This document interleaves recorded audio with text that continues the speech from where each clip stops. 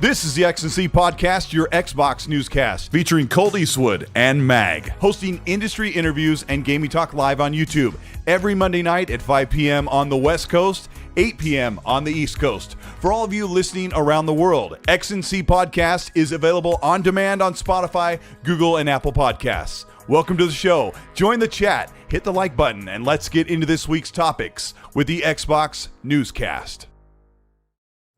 Welcome to the XC Podcast. This is episode 230. I can't believe we've been around this long. How do we do it, Mag? I have no idea. I have no idea how we're still here. Hey, but you know what? We're still here, and we're not going anywhere. And just to address the chat, I see you guys, by the way, okay? A wizard is never late, Frodo Baggins. He arrives precisely when he means to. Speaking of, did you hear the trilogy extended edition of Lord of the Rings is coming to theaters next month? Well, that would, well, that would make sense because, you know what actually would have made more sense is if they had actually started this year during the Christmas season or holiday season, whatever you celebrate, to celebrate the 25th anniversary of each movie, right? Wasn't it 2000, 2001, 2002? Yeah. Or was it 2001, 2000? I think it was 2000. I don't remember any. And then 2001 was the Two Towers, and everyone's like, is that what you're really going to call it? Yeah. Yeah, and then, because they should do the 25th anniversary and re-release. They should do the 4K director's cuts, the 4.5-hour versions in the theaters, ready to rock. Let's go. And you know what I mean? And I bet you they would make more money than the movies now, minus Avatar, which is going to make all the money in the world. You know how that goes. And of course, Zootopia 2 is going to make a ton of money. But yeah, besides all that, give me Lord of the Rings in the movie theater. And you know, my local theater's been doing, by the way, they've been re-releasing all the Harry Potter movies one at a time. And you could just go in there and just keep watching all the Harry Potter movies back in the theater. And like, I'm so tempted to do it, even though I've seen them 800 times each. Yeah, I mean, Richard, I'm going to go... before he fell, he said, "Fly, you fools." I know, I always thought he said, "Farther, you fools." I was like, because I didn't know what that fly would mean in our language. Well, yeah, fly means run in English. In English. Oh crap, we're buffering English a little bit here. That's right when I hit the live button, I looked at the metrics and I'm like, why is it going down, up and down like the kilobits per second thing? So if it gets worse, I'll have to like make extreme measures and restart everything. But yeah, I'm looking forward to. I'm gonna go see the movies with my son. We've watched them at home. I was talking to a friend about, could you remake Lord of the Rings? Because eventually somebody's going to step up. They're going to do it, Mag. And I'm telling you right now, well, they're going to do it. We're going to hate it because we're old. Well, the thing is, though, it's not even just about that. It's about the fact that if you look at it in its entirety, can you think of a trilogy that is damn near flawless? Because you could say, oh, there's amazing trilogies out there. The original Star Wars trilogy. You can go with the Indiana Jones trilogy. You can go with the Godfather trilogy. You can go with a bunch of different trilogies. But there's always a weak point in each one of those trilogies. If you start naming, people in the chat start naming off all the, all the best trilogies that have ever been made. And you will always find a little pinpoint where you could say, that was a weak point, that was a weak point, that was a weak point. I can consistently sit down and watch 14 hours of Lord of the Rings and never find a flaw. And that is, and look at all the Academy Awards it won. Like everything else, it's one of those ones that's going to take more than one generation before they even go near it. Because I know that Amazon tried it with the Rings of Power to an absolute and utter failure. And they continue to do so only because they funded it because, what's his name? Wonky Eye there's got to wash his dirty money. So that's what he does. He just puts in $1 billion in there and he's got to wash his dirty money. The Wonky Eye. What the hell's his name? Jeffrey Bezos? Yeah. Bezos. There you go. Bezos. And so like he's got to wash his dirty money. And as a result of all of that, like all these billionaires do, they just throw their money at something. What do you think Amazon Prime's all about? You know what I mean? They don't care about that stuff. Those are just side chicks. You know what I mean? I agree with Eamon. I agree with Eamon. 2K11. Mag, the Two Towers dragged. It's their weak point. If I was going to put together a trilogy definitive edit, well, I'd take all the extended stuff and I would cut out so much stuff from the Two Towers. It's the only one that I don't love as much as the others. It's a setup film. It is a setup. I don't know. But I'm Helm's sorry. I Deep. just find the Ent stuff super dull every time I watch it. So I would really reduce that. I would have the greatest hits of the Ents, and then I would I don't know. There's just a quiet part in there. I think that could be removed. That is because you're very small, Colteastwood. Those take a really long time to say. Mass Effect by Drew Capshition. Yeah, it's... If I were an Ent, I would be on the Xbox 2 podcast, talking slowly and boring for several hours. Master Hobbits. And that's Gimli's voice. That's that does that. It is. Yeah. It is. If you're watching today, I got to shoehorn this. Davies. Yes, John Rhys Davies. John He Rhys did the Davies. voice for Treebeard, and of course he was Gimli. Yes. He is Gimli. Yeah. And he was, what's his name in Indiana Jones, because I saw him. He was on the Ride video. Yeah. Yes. I'm going to give away... of the sea. Yeah. He was amazing. I loved him so much. We probably grew up... That's all I said, horses. I need to bring camels to my brother for the car. Sorry. Silly let's talk about video games. Yeah, we're going to talk about video games. In fact, we're going to be giving away a Ninja Gaiden 4 code on PC or Xbox sometime during the day, during the show tonight. Yeah, special thanks to Active Reload Gaming. I was on their podcast just before the show, literally just left, and that's why we're running a little bit late so that we could be here. Thank you, everyone. We've got a lot to talk about. The ticker tape on the bottom has all of the crazy stuff we're going to talk about. There's breaking news for Xbox that happened just before the show started. We're going to get into some of the stuff that's happened just the past couple days. News is crazy, and Meg and I have been talking about. Meg and I are trying to make content. Meg's been making a bunch of shorts and kind of getting his channel ripping and roaring, and there's tons of news and people are definitely excited, but one of the main holdoffs is the Game Awards, so we're going to talk about that as well.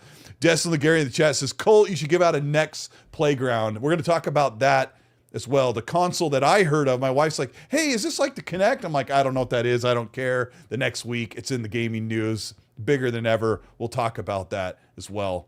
Let me, I want to give a special thanks to everyone for being here. Let's see, I've got oh my gosh, everything's taking forever to load up. Brandon Christensen, thank you so much for joining the channel membership. Grumpy Old Fart, the Magic Scroll 2720, thank you for the $10 super chat from Canada. He says, Fallout 4 rules. And I actually played a little bit of Fallout 4 the other day. Of course you and did. Most of my that's it. Did you play any more Starfield while you're at it? Ladies and gentlemen, this is the first. Colteastwood has left the show. Destin Legary, I've seen that you were in the chat, buddy. I appreciate and I love your videos. So I need you to come onto the show right now. He's back. Never mind. He's back. Yeah, Then we're talking about something else. I only played Fallout 4 to see if it was still broken. I was talking to one of my buddies, and it was so broken. And I loaded it up, and it seems to be ironed out. But it's been like 3 weeks, so yeah, of course it needs to be. But no, I didn't sit and play Fallout 4 for very long. But you still did it though. Before I'm 53 days sober. I'm 53 days sober on playing Resident Evil. Okay, so if I can go to rehab and not play Resident Evil in the last 53 days, you can stop playing Fallout and Starfield for crying out loud. There's a lot of games out there. Does it help that when I loaded it up, I was like, Mag's gonna drag me. I hope he doesn't find out. Does that make it any better? Of course, I found out. I saw you on Discord. I went to my channel members Discord, and I wanted to see what the maggots were talking about. So, by the way, sometimes guys, if I don't respond, it's just because I'm in there. I take a look. I want to see how everybody's doing. Everybody's being nice, and it's so cool in there. Everybody's sending pictures of their rigs and all that stuff, and whatever. I send bikini pics of myself. Anyways, the thing is, I see Colt in the corner, top right corner. There he is, Colteastwood online Fallout, and I'm like, is this guy like, does this guy never get enough? There's so many games. I did play a bunch of Fallout 76 with the new content that came out, but it's the same thing. It's just the online version of it. Pushy polygons, don't remind me, okay, that Resident Evil's coming up very soon. Because that's it, man. Life after that is over. It is Resident Evil time. Yeah. Okay. Well, this is a good time to talk about. I have a quick public service announcement, Mag. Go for it. As I try to gather news topics for the show, or I'm reading through social media, trying to figure out what content I should make or what I should report on, or what my opinion is on what's going on with the gaming news. I think it's worse than ever. The level of negativity, dismissive, and just not toxic, just the negative. I hate everything. Nothing is going to be good. This is, it is overwhelming. And most people who know me know that I typically try to lean more on the, hey, I really only care about what I'm excited about. And then if people are happy, I love to hear about that as well. I mostly try to stay into that, but I think it's just become so insane how people are so overly negative about everything. Like a new game can be shown off there, like looks mid, animations look janky.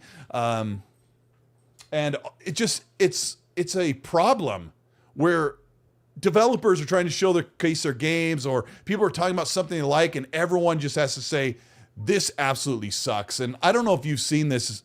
This has been a thing forever, but I feel like right now it's worse than it's ever been. Where I was on social media today. Hold on, come here, buddy. I got Loki here. Oh, hold on, Loki. Let me show you. Let me make sure. Do I seem to be in a gaming mood, Loki? Yeah, Loki. What do you think about the negativity with everybody? They're, the problems with nothing. Everything's mid, right? What do you think about that? You look like a deer in the head. He looks like, yeah, I don't know. He's a good dog. He never misses a meal, Mag. Never. So dogs generally don't. Yeah. Yeah. So okay, my cats are just the same. Yeah. I don't know. I don't want to talk about this too long, but it's when I was looking at topics today, it was just overwhelming. Everything's crap. Everything sucks. Everything's dead. Everything's cooked. That is such a popular thing to say. Look at something and go, oh, it's so cooked. It's so over. Or am I being overly sensitive? No, you're not. I've noticed it as well, and I mean, I got a lot better at it. I got a lot better at it over the last year, especially when I started my own channel earlier this year. And so I haven't even reached the 1 year anniversary yet. And doing great, having a great time doing it, successful. I'm happy with it and whatever else. However, it comes with a lot of caveats. The caveats are there's an incredible amount of extremely negative, toxic. I'm going to use the word toxic. There are a lot of toxic people out there, whatever, who can't seem to communicate in a normal way. And then what ends up happening is that the problem is it's like they can't comprehend that you can be a normal human being that likes bits of everything, for example. Like, it's got to be so, like, absolute. I have to say it again. Only a Sith deals in absolutes, and these people are exactly that. And it's just like, can't I just say, if I make a video, for example, and I say, okay, well, let's say that the Xbox division is doing fine. They're making money. They're making a lot of money and doing this and that or whatever. Their hardware is in the dumpster and it deserves to be made fun of. And that's kind of funny. And whatever, we're going to talk about that later. And we're cracking jokes about it. And, they're getting kicked in the ribs while they're on the ground, whatever. Hey, that's fine. But the thing is, what people don't understand, they think it's so cut and dry. Well, you're a pony. Or you're this, or you're a clown, or you're an a-hole, or you're this, or that. And I'm like, what is the matter with you people? Like, it's like, do you guys not, is this how your life is? Do you do this? And this is what I ask people. I go, do you act like this in the real world? Yeah, I say something similar. I never get a response. And I never get the response. Would you show that reply to your mom or your girlfriend that you talked like that? Or let's say, about for example, video games. Yeah. Well, let's say your best friend is a fan of the Dallas Cowboys. I mean, God rest your soul for doing that. But either way, let's just say you're a Dallas Cowboys fan, and it's your best friend. You guys go to the bar together, you watch the football game and whatever else, or you watch hockey, whatever you do, right? And I'm a Buffalo Bills fan. What's up? And then am I going to stop being best friends with that guy because he likes the Dallas Cowboys and then call him names and this and that? Okay, fine. I'll call him names, but it's all in fun. But are you going to stop being friends with that person because they like a different sports team or whatever? And they're like, no. Okay, I'm like, so then why would you do that with anything else? It's the stupidest thing I've ever seen. And I've never seen so much toxicity in any other facet of either social media or entertainment in this world than the video game industry. It is completely insane. It is tribal. Phil Spencer even said it, even though I don't like Phil Spencer particularly, is that... listen, man, they're not doing a good job. None of them are doing a good job. No, they're not. And so and it's not that I don't like him as a person. He actually is a very nice person. I have spoken to him before, and he does reach out and stuff like that. But I'm talking about the way he runs his business. But the point is that he did say that this is a very tribalistic community that we have, and it's not cool. I would like, and this is what I've been trying to build on my channel specifically, is I'm trying to build a community of critical thinkers that are interested in gaming, not interested in all the crap that goes around it. And that's what and I've been weeding out those people slowly but surely. And it's like, listen, man, you're not that kind of talk ain't welcome here or whatever else. And I said it's very indicative when I do my community game nights, when I live stream and stuff like that. And let's say I'm playing a multiplayer game. I got guys, you could look down the list if you see like on the screen, and I've got guys from PlayStation on there, guys on Xbox on there, guys on PC on there, and of course me. And we're just playing. Is anybody sitting there calling each other Xbots? Oh, look at those 2 Xbots in our team. Oh, look at those ponies on our team. No, they're not doing any of that stuff. And you know what they're doing?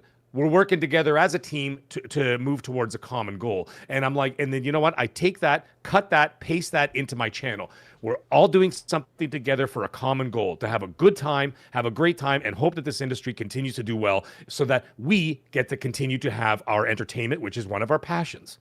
Right? And that's all there is to it. All that other stuff, Colt, is nonsense. You just got to either ignore it because they're looking for attention, or you just weed it out, dude. Because I can tell you right now, Colt, and you know, and the chat knows, and everybody else knows, okay, is that when people make videos about you specifically, right? And I sit there and I'm like, what is wrong? Like, okay, that's fine. You can make fun of, you can even make fun of Colt if you feel like it. All right, there's nothing wrong with that. You can make fun of me. People make fun of me all the time, whatever. But there's no need to get nasty about that stuff. Yeah, I mean, Colt eats wood. Yeah, Colt eats wood. So like that's kind of funny. But I mean, it's not really funny. But like, you know what I mean? I'm just like, guys, we're here to game. Well, you know what I mean? And let's keep it like that. I'm not naive. I know that there's a large chunk of people that speak negatively about games or say it's cheeks, like Yodani Kizada said, which is spot on, right? That's cheeks, that's trash, that's mid. I think a lot of that they just do just because they're like, you know what, I have an opinion and who cares? It's just video games. Like, I understand that. It just becomes this point where you can't even filter through the gaming news because everyone's jumping on. Then you've got Xbox. We're going to get into Xbox's problems because I think there has never been, ever in the history of video gaming, there's never been a brand that has been kicked in the ribs while it's down and has continued to put their own body in the dirt so that they can be kicked over and over. And we're going to talk about that. And call us pony bots. But yeah, I mean, the negativity is crazy. There's one other thing I was going to say. Yeah, I mean, you can make videos about other people, and I've watched content where people call out dumb things that people say on tweets, and like Alex has kind of shifted away from. Oh no, it's Alex's. The Banana Man has shifted away from strictly just talking about other guys, but you know, like here on this channel and your channel, like, are you excited about this, or should you, or could you, or would you be, Sam I Am, be excited about this game? And that's basically a lot of the content we're doing. But right. I want to, before, I'm going to kind of go out of order here, and hopefully this works on my overlay. I want to talk about a game that I thought looks pretty cool. I don't know how amazing it's going to be, but okay, good. It's working. I'm going to make sure that there's no audio when, I'm going to have to click something to make sure there's no audio. While you're doing that, I got to address something. Cyber Gunter, I saw your request. I don't accept, guys, anybody wants to know there's a public service announcement on the PlayStation specifically. I don't accept close friend requests because it exposes my full name, first and last name or whatever, because that's how PlayStation runs their accounts. So instead of seeing I am the mag, it's going to show up as like my whole first and last name and the whole 9 yards. You could see my address and all that stuff if you go on my profile. So I don't accept any of those. So Cyber Gunter, I think you're already a friend. If you're not, just send me an invite, like literally right now. I'll accept it right now. But yeah, I don't do the close friend request because it exposes my actual, what do the kids call it? IRL information, in real life information. So, IRL cheeks is what they call it, the kids. Yeah. Yeah. It's so funny when my son says that. He goes, "Bruh, the game is cheeks," and I'm like, I start laughing every time he says it. Or yeah, my kid said, "But that's buns." Jack. And then I'll use the buns is another one. That's so buns. And then I'll say it, and they're like, "Oh, we need to quit." I think I said it last week. Need to quit telling Dad the new lingo.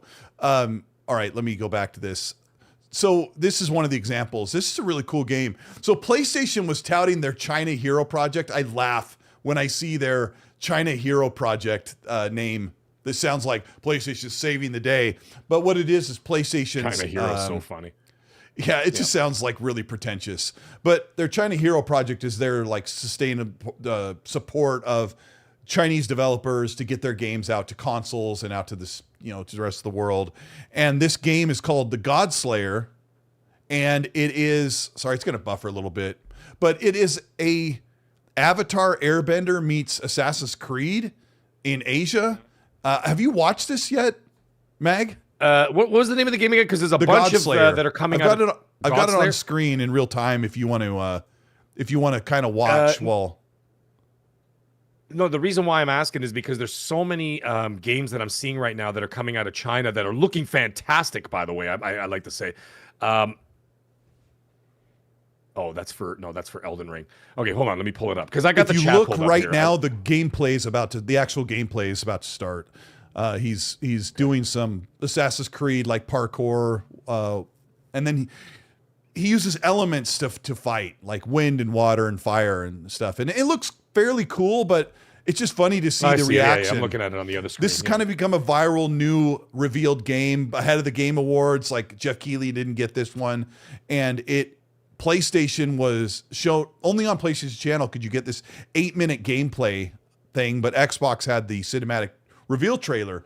And so Push Square put out this article, I think I sent it to you the other day, that despite PlayStation's best efforts, this isn't an exclusive. And I got a quote from the actual devs themselves that said, we're not just dropping on one platform. The path of the Elemancer, which is a Godslayer, isn't limited to one realm. Prepare your controllers, see you on Xbox. That when they say the path of the Elemancer, that's what they're calling this characters in Elemancer. He can wield the powers of wind, earth, wind, and fire. And do you remember? And I was about to start singing too. Yeah, I had to beat you to the punch to that one. But this is called the Godslayer. Yeah, and it's not PS5 exclusive. It's launching on everything. And I think when I look at this, I go, that looks really cool. I hope it's a good game. But the initial response from the rest of the internet is mid, cheeks, buns, or, oh, it's probably going to be woke, or, that's kind of a, Definitely no woke coming out of China. I'll tell you that much right now. that you can there's a couple things you can guarantee, folks. Death, taxes, the sun rises in the east and sets in the west, and there's no woke in China. I could guarantee you that. But either way, I'm just making jokes. But either way, the thing is, it looks fun to me. It looks good. This is your first time seeing it? Yeah, actually it is. You know why? Because I've gotten so many other ones. Shout out to 78 Inc. I don't see him in the chat yet tonight. Yes, he sent me a DM today about another game. Did he send you that Shogun one? The Shogunate. Yeah. The Shogunate or whatever. So it's SOL Shogunate, and it looks wild, man. And I'm looking at that game. I'm like, yo, like what is this? And then we also have the Phantom Blade Zero coming out. I think that's a PlayStation. That is timed exclusive. A timed exclusive, whatever, kind of like a Stellar Blade kind of thing. Although Stellar Blade has still not made its way to Xbox yet. The original. I know the second one is. Anyways, the point is, it's like they got all these great games coming. I'm like, listen, man, these games look hot. And I got to tell you, 2024, my game of the year was Stellar Blade, without a question. Stellar Blade was my game of the year. It was a shocking development. I didn't expect that. And even on top of it, another one that came, I don't know if it was out of China or if it was out of South Korea. Someone on the chat will have to let me know. Is The First Descendant, that online shooter. Dude, I played that on PlayStation. We Chinese? We were corrected back and forth. We finally got the answer, but I don't remember. I think it was. I played it with my wife. I played it with my son because they also all got PlayStation. I'm like, well, let's play this together. So we played it. I got the platinum on that game. I couldn't stop playing it. That was the same year as Stellar Blade. And I'm like, listen, man, don't sleep on these guys. Don't sleep on China. Do not sleep on South Korea. They're making some fantastic games that are making their way over here. They just needed that funding to get it, whatever. And you know what? I can tell you this: if the Western AAA market doesn't smarten up, these guys are going to take over again. Because let's not forget, the 80s and the 90s was pretty much dominated for the most part by the Japanese, the Asian market, in terms of the game output. Right? The game output coming out of there was completely dominated. Yeah, we had great games coming from Western developers. There's no question, but it wasn't at the same cadence and the ferocity that was coming out of Japan and other Asian countries. That's coming full circle, folks, and it's coming back. And you know what the thing is because the AAA Western guys have been sitting on their hands and coming out with, well, we're not going to get into all that, but either way, it has not been good. And listen, I wouldn't sleep on AAA these developers. Western AAA development is not something to brag about right now, for sure. Yeah, these other studios are. If you're a small studio of 50 people, you're probably have a higher potential of creating something really, really great. When I look at this game, this Godslayer, it looks like a really fun game. I'm really excited to play it. It looks like a fun. The graphics look good. Like, you know what I mean? Like you know what I mean? It looks pretty good. I don't know. Infinity Nerd, I don't know what you mean, dude. He asked a question. He says, what percentage of the game of the year is going to the cake? I don't know what that means. The cake, the cheeks. Yeah, like Yudana Kizada sorry, says, I didn't get the reference. Yeah, sorry. Stellar Blade is literally nothing but cheeks, according to Yudana Kizada. And there's Fonz. He says animations look bad. When I see this, I don't see animations look bad. I see a fun game that I am going to enjoy playing. I don't know why. That's like people say the movement looks jank, the animations look bad. I hear that a lot when people look at stuff like this. And I think gamers have become so hypercritical about stuff when they see it. I recently rewatched the Clockwork Revolution trailer, and there was tons of moments in there when the game dropped down to 30. I didn't notice that the first time I saw it. So right.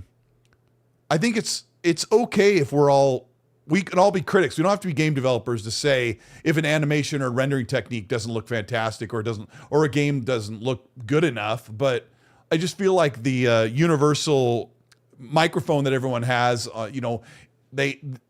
people get to make a comment on a video with 3 million views, and all of a sudden they have 5,000 people that like their comment. Yeah, it's like, I don't know. When I see this game, I am not worried about some janky animations. I don't know.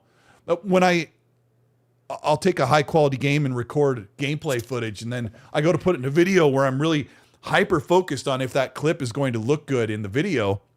And I'll notice a lot of janky stuff or stuff that doesn't look as cool once you get under a microscope. But when I'm playing the game, I don't see any of that.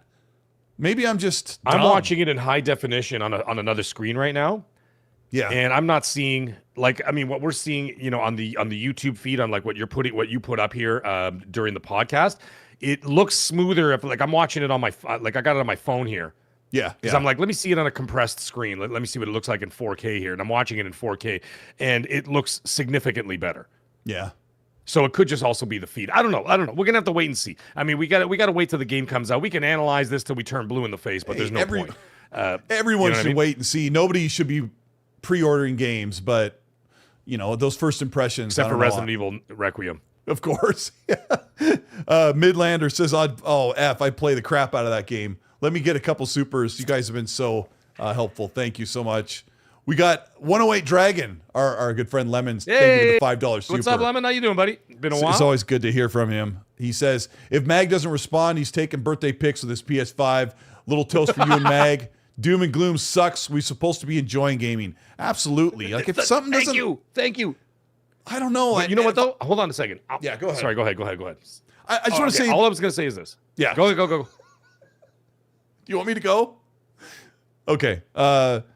If I see something that doesn't look like something I would enjoy, I don't bother leaving a message. Like, I don't bother leaving a comment because I don't think the developers are going to see that animation looks janky. I don't think they're going to see it. Like, and then all you're doing is just putting a turd out onto a log, into a huge river. And I don't know. I just like, if something I don't like it, I'll just walk on. Now, if I see something I really like, I'll say, this looks great. You guys are really cooking with this game. I don't know. What were you going to say? All I was going to say is this. What Lemon said is absolute facts. Now, the thing is, not him. Other people take that term doom and gloom and love to just slap that onto everything that people say. And Sure. The thing is like, okay, so if it's not in support of Xbox or PlayStation or the Switch 2 or whatever, like whatever happens to be your thing or your next playground, whatever your big console is, okay? If you don't line up exactly with what they say, or you criticize one thing of any of those consoles, immediately they're like, "Oh, stop with the doom and gloom crap, You're a doom and gloom grifter." And this and I'm like, Are you kidding? I'm like, listen, man, you guys got a mental illness. I've said this for years. You have a mental illness. You need to go speak to somebody. If you think that, like, if your life is so invested on someone criticizing something that is not good, for example, I could say, like, for example, I could say, regardless of what their nefarious reasons are, let's take Xbox, for example. There are nefarious reasons as to why they don't want you to have the consoles. They want to push everybody off to the PC because they want to get out of that R&D and they want to get out of the manufacturing. However, they're kind of stuck in a corner. We're going to get into that in another conversation another day when we get closer to Magnus. However, if you criticize, like, let's say their console sales, like, listen, man, their console hardware sales are very poor. Okay, immediately everybody goes doom and gloom, doom and gloom, doom and gloom, and I'm like, that's not doom and gloom. You're just stating something. Or if you say something negative about PlayStation, not enough first-party AAA games have been coming out of their studios. They're taking too much time because they started screwing around with that games as a service stuff that put them behind a couple of years and this and that because of what's his face over there, Johnny Carson there. What the hell's his name? The guy who retired, the English guy. I always forget his name. Anyways, you know what I'm talking about. English guy. Yeah, the English guy. He used to be the head of Sony, PlayStation Europe and whatever. And then he became the head of... Yeah, Jim I just call him Ryan. Johnny Carson because he always wears those... Yeah, Jim Ryan. Yeah, he always wears those the Johnny Carson suits, you know? He looks more like Ed Here's McMahon. Jim Ryan. He would come out, hey, I'm here to screw PlayStation up for a whole generation. Right? So you criticize that, all of a sudden, it's doom and gloom again. And I'm like, listen, man, we do talk shows, we have podcasts, we have channels. We talk about this stuff for literally dozens of hours a week. Of course, we're going to be talking about stuff, criticizing stuff, sort of breaking things down, analyzing things. That's not doom and gloom. You know what I mean? There's a big difference between all of that or whatever else. And it's silly. It's silly, but yeah, you know, Dragon's right, man. He's 100% correct. This is supposed to be fun. It was also supposed to be fun, right? And like, yeah, we have channels, we have different motivations. There's more to it than that. Like for us, it's also, I mean, our channels is also a business, and so like that's something that we utilize as work, but it doesn't change my love. The minute I get off the air, what do I say to people? I'm like, guys, I'm jumping into whatever Call of Duty. Let's go, get the community out. Let's play some games and have fun. And that's like after work. So like, you know what I mean? Who takes their work home with them after work? Unless you're a lawyer or something, right? Right. But like, you know what I mean? Like you go to work, you finish your work, you go home and you kind of forget about work unless, you know what I mean? That kind of thing. But like we keep doing it after our work, so to speak, like being on YouTube, and we're still gaming and playing and having fun. Therefore, it's supposed to be fun. And that means that we love what we do. And therefore, yeah, like, you know what I mean? Like people overanalyze the living hell out of all this stuff, and it's silly. And I think that they just need to do some more in their personal life. Go find a woman, find a man, find a whatever the hell you need. Find a mix of both. Find a mix of both. I don't care what you want. Just do something else, man. I don't have the bandwidth to like how come you're not available on? Because I'm going out. I'm going out. I'm seeing the world. I don't have the bandwidth to criticize every game that doesn't look like something I'd be interested in, and then glaze up every game that I think looks amazing. Like I was talking in the last podcast I was in, the Father and Son Gaming Podcast. We talked about personal game of the year and industry game of the year, and I'm like, we're going to talk about this later, but every game of the year, for the most part, over the past 12 years, have not been my favorite game that year. They just aren't, and I still don't. I don't think those games are trash. Like I don't think Overwatch was trash. I played it a lot and thought it was a really solid quality game, but it definitely wasn't my favorite game of the year. I just feel like there's no gradient with people. Yes, I think that's the what I'm modern, saying. I'm going back into the first topic, but I think there's no gradient with people. There is a cut line where they suck off a game or they think it's absolute cheeks, and there's no in between with people. And why do I care what they have to say? But it's when I go into a post from Insider Gaming or a post like from Breaking News and all the comments are like, there's no gradient in them. I'm like, oh my gosh, shut the heck up. No one cares. But people that we do care about are you guys for being here. We're going to get to the gaming news. The chat is amazing. The chat's amazing. Listen, and you know the thing is, at the end, I'll stop here. I'm going to say one more sentence and we'll move on to something else. But the thing is this, I stopped caring about what people think about where I game, how I game. I stopped trying to explain myself, this and that or whatever. Sure. I'm like, listen, man, I'm going to game where I'm going to game, wherever that's going to be. If you see me on Xbox, I know some people make jokes like, oh, Meg's on Xbox. It's a, it's a full moon. And I'm like, because most of my third-party games I buy on PlayStation. Yeah. On my PlayStation 5 Pro. I don't care Colt's on anymore. PC. I don't care what people think or say. We're here to have fun, Yeah. and it doesn't make a difference. Colt, you play on PC for Christ's sake. Yeah. You know what I mean? And who cares? You know, I and all the other podcasts. Spent all weekend on Xbox.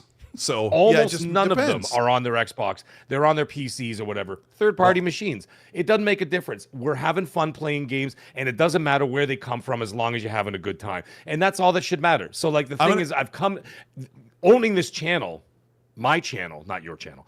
Owning my channel is what created this epiphany for me, where I'm like, you know what? You're either gonna ride with me, or that's it, or just, you know what I mean, or go about your business. I don't really care either way. Let's say we're gonna do this, and we're gonna do this right. We're gonna have a good time doing it, and I'm sure that people will come around and and then just be there. You know what I'm saying? Because for the love of what we do, and the entertainment, and of course the information, and our thoughts and analysis, and all that stuff, or whatever else. Yeah. Everything else is nonsense. Just ignore it. Yeah, and I'll say this for Paris in the chat. He says Xbox Marcello. dead. He says Marcello, Xbox dead. So where are you?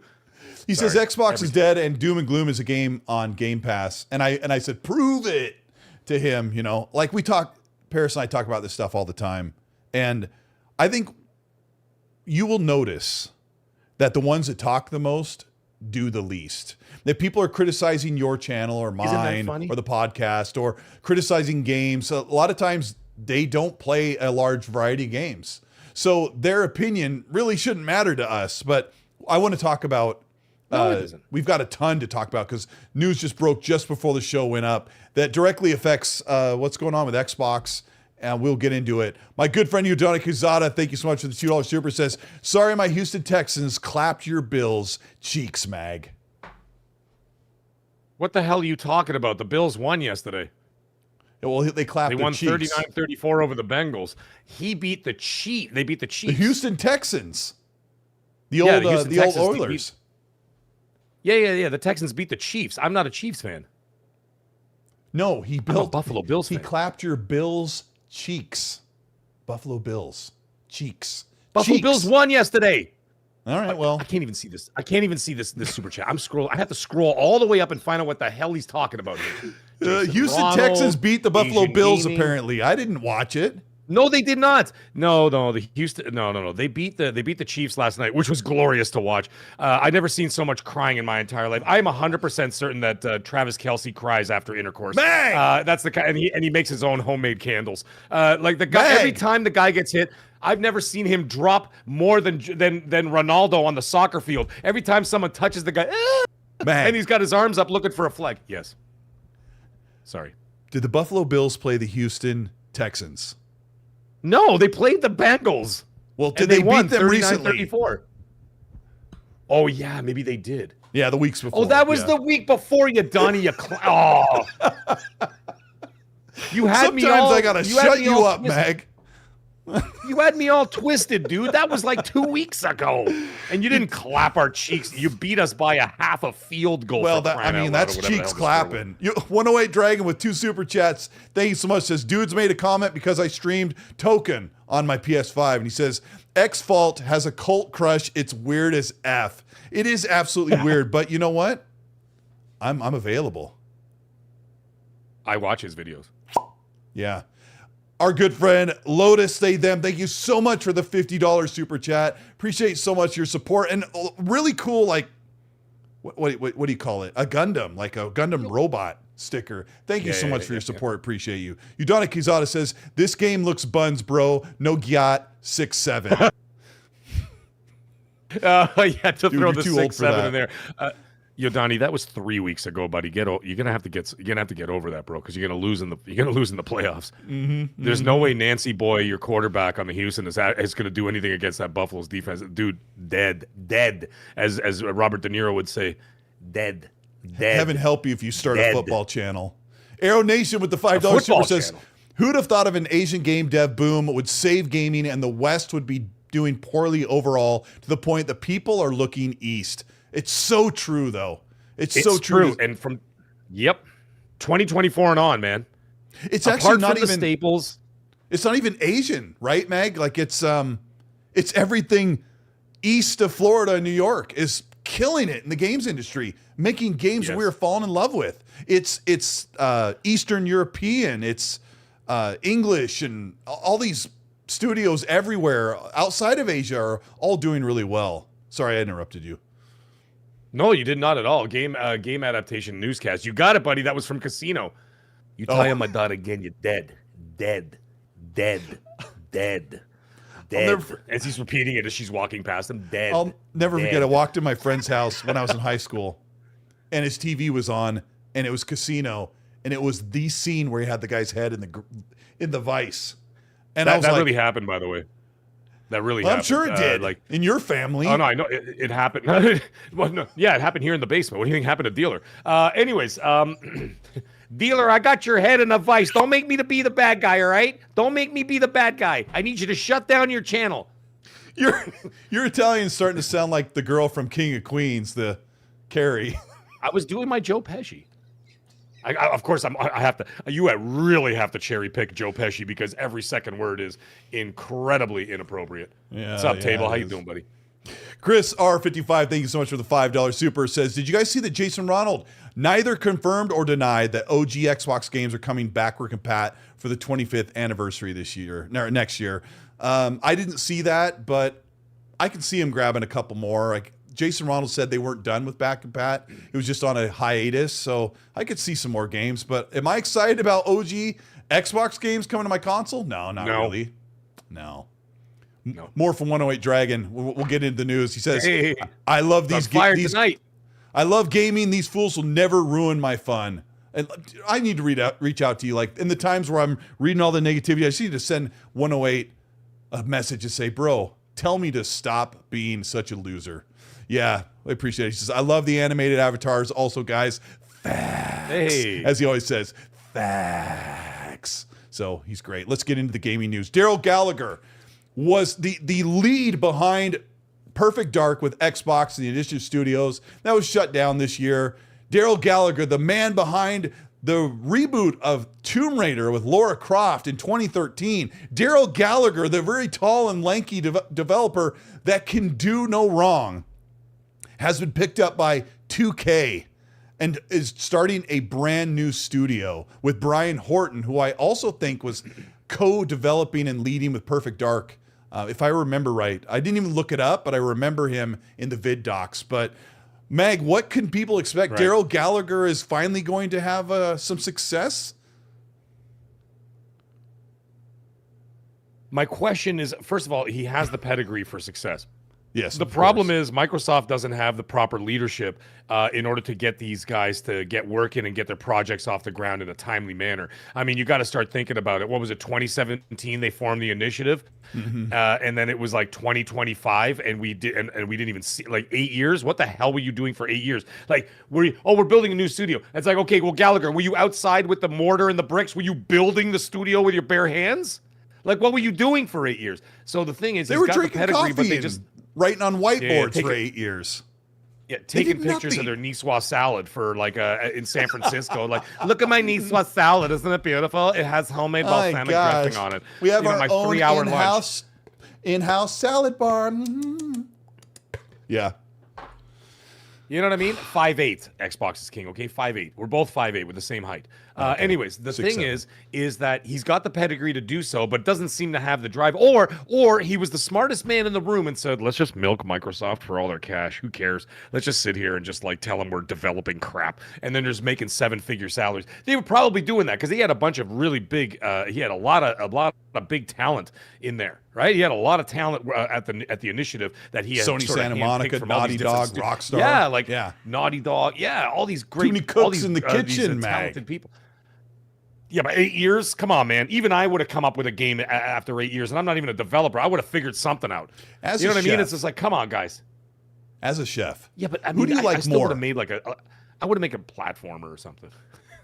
Mag jumping from block to block. Who do you like more as a chef? As you being a chef, who do you like more, Alton Brown or Gordon Ramsay? I don't even know who that guy is. I don't even know how Alton Brown is. Let's move on. So I have to go with Ramsay, and it says, "Where's the lamb sauce? Where's the lamb sauce?" The bass is raw. He's funny. But I mean, he's not like that, by the way. I've actually met him in real life. He is not anything like that. And actually, when he used to work in restaurants and kitchens, I know people who worked for him in kitchens and still continue to work for him. He doesn't really work in the kitchens anymore. But he's actually the nicest guy. He's actually soft-spoken. He's actually very, very respectful. He's helpful. He's actually I hated hands-on. him He's because like, hey, that's all I knew. that. I only knew the yelling Gordon Ramsay from the commercials. And then I started watching because that's his what stuff. sells. Yeah, but Yeah. Dude, that's what sells. That's what makes money. We That's what makes need money. Phil But Spencer to be like that. Phil Spencer's actually rotten. Yeah. Yeah, you know what the funny thing is? I bet you that because Phil is soft-spoken in real life, I bet you, or sorry, like in front of the cameras, he's probably actually really like Gordon Ramsay behind the scenes. I've heard a couple stories. Except, you know what? He's not. He's not. You know why? Because then Daryl Gallagher would have made a game in 8 years. Yeah, so absolutely. Let's get back to that. Yeah, if Phil would take the he towel would have made and a like game in 8 years. whip it into a... Him and Booty Cheeks. Yeah. Him and Booty Cheeks could have done something. Like, guys, what are we talking about? You're paying top talent. You had a top talent running the studio, and then you didn't do anything. What's he going to do with 2K? I bet you any money, I'll tell you this. You think 2K's blind? If I'm saying it, you're saying it, and the chat's thinking it, or even they're saying it in the chat, I bet you the heads at 2K are going, we're not going to let this guy sit around for 8 years collecting money for doing nothing. No studio does that except for Xbox. Except for Xbox is the only one Microsoft. who let their studios like go around on a mobility scooter with a blue wig on and go, oh, great. Yeah, it's crazy. And so you know what's going to happen? I'll tell you this. He goes over to 2K. They're like, all right, listen, here's the deal. Sit down.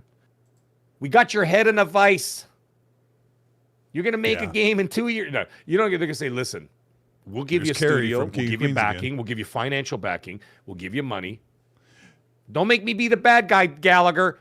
And so you know what they're going to do? They're going to say, listen, you got 3 years. First of all, you got 1 year for concept and storyboards. I want concepts and storyboards done, complete, and I want pre-rendering done in the first year. By 3 to 5 years, I want this thing up and running. That's it. That's what you get. It should be playable. If you can't do that, get out. And all your bonuses and all your other crap and all your niçoise salads, you're not getting any of it unless you can meet those deadlines, period. No ifs, ands, or buts, because we saw what you did over there, and you wasted a bunch of money, probably $500 million, if not more. And then one of their most top, expensive studios. Right. And then they did, and they literally showed nothing for it. They literally just threw it out. And then they won't give the IP away to anybody else because they may revisit in the future.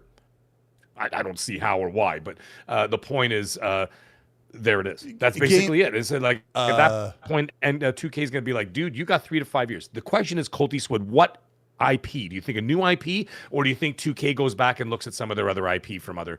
Well, from I mean, I don't know. Like, what do you think? We could never guess, right? We'd just be making crap up. But I think you'd have to lean towards having Daryl Gallagher revive another new IP, another old IP, like he did with Tomb Raider, and that was the idea with Perfect Dark and Grandpa's Barbecue Gamecast. Okay, time to stop bashing Xbox. Like, we have to give them... Are you mad? I'm just getting started. Yeah, we're just getting started. You got to give them what their due is, because they wasted so much time. I looked back on my YouTube channel right before the show went up, and I probably got, I don't know, 500,000 views.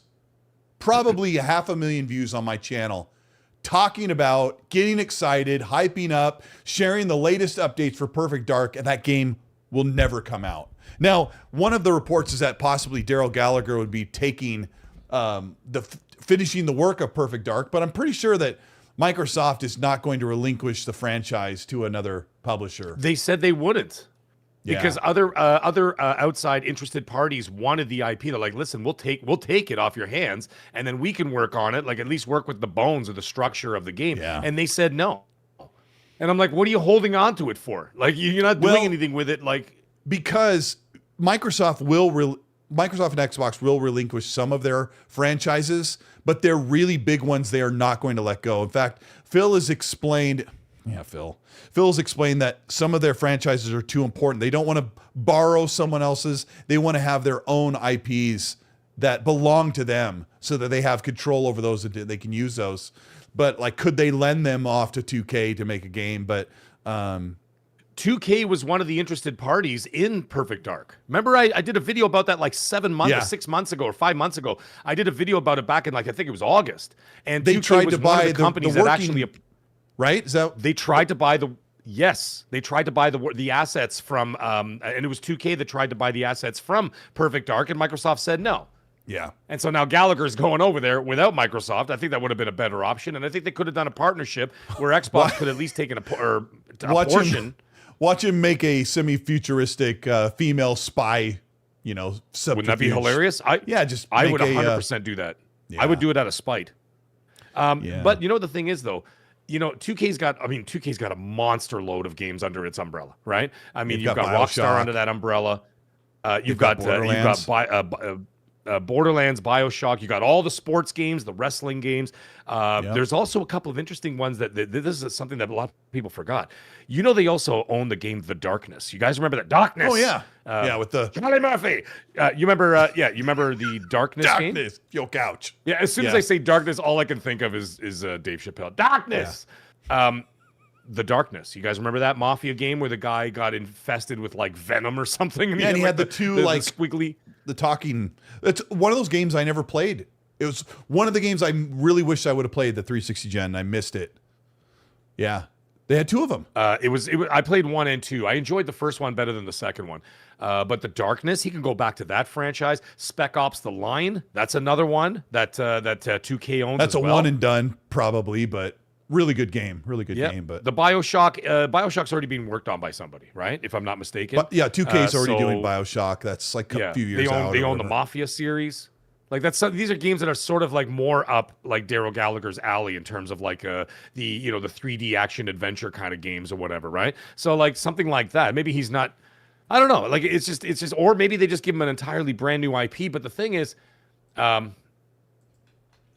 is saying Machine Games made The Darkness. I'm literally looking at the list right here of 2K. It says right here 2K owns. Oh, I'm The sure Darkness. they published it, but yeah, maybe Machine Games did make it. This is kind of a sidetrack thing. I'll say this and then we can get back on what we're saying. Sure. Ronnie asks, Colt, Steam has released Fallout 4 on VR. Do you think the PSVR is worth buying for PC? I don't know. I hear good things about the PSVR, but I have the MetaQuest and you can play it on the MetaQuest. I think the MetaQuest is a better device, but I have not played the PSVR, so I can't tell you if it's better than the MetaQuest, like the MetaQuest 3. So I would go by price on that one. I think they're both highly rated. I don't remember the game. I'm not going to say it out loud because you'll yell at me. I'm going to yell at you. I'm done yelling. Okay, it was Fallout 4. I'm done yelling. Fallout 4. And there's a VR version of Fallout 4? There is, and Game Seeker's been trying to get me to play it. Yeah, it's got you can point and click to teleport to walk forward, or you can use standard walking if it doesn't make you sick. And Game Seeker says it takes a couple of mods to get it to feel like you're playing the actual Fallout 4 game, but this sounds like a lot of work I haven't gotten into. Yeah, that's actually kind of cool. Yeah. Yeah.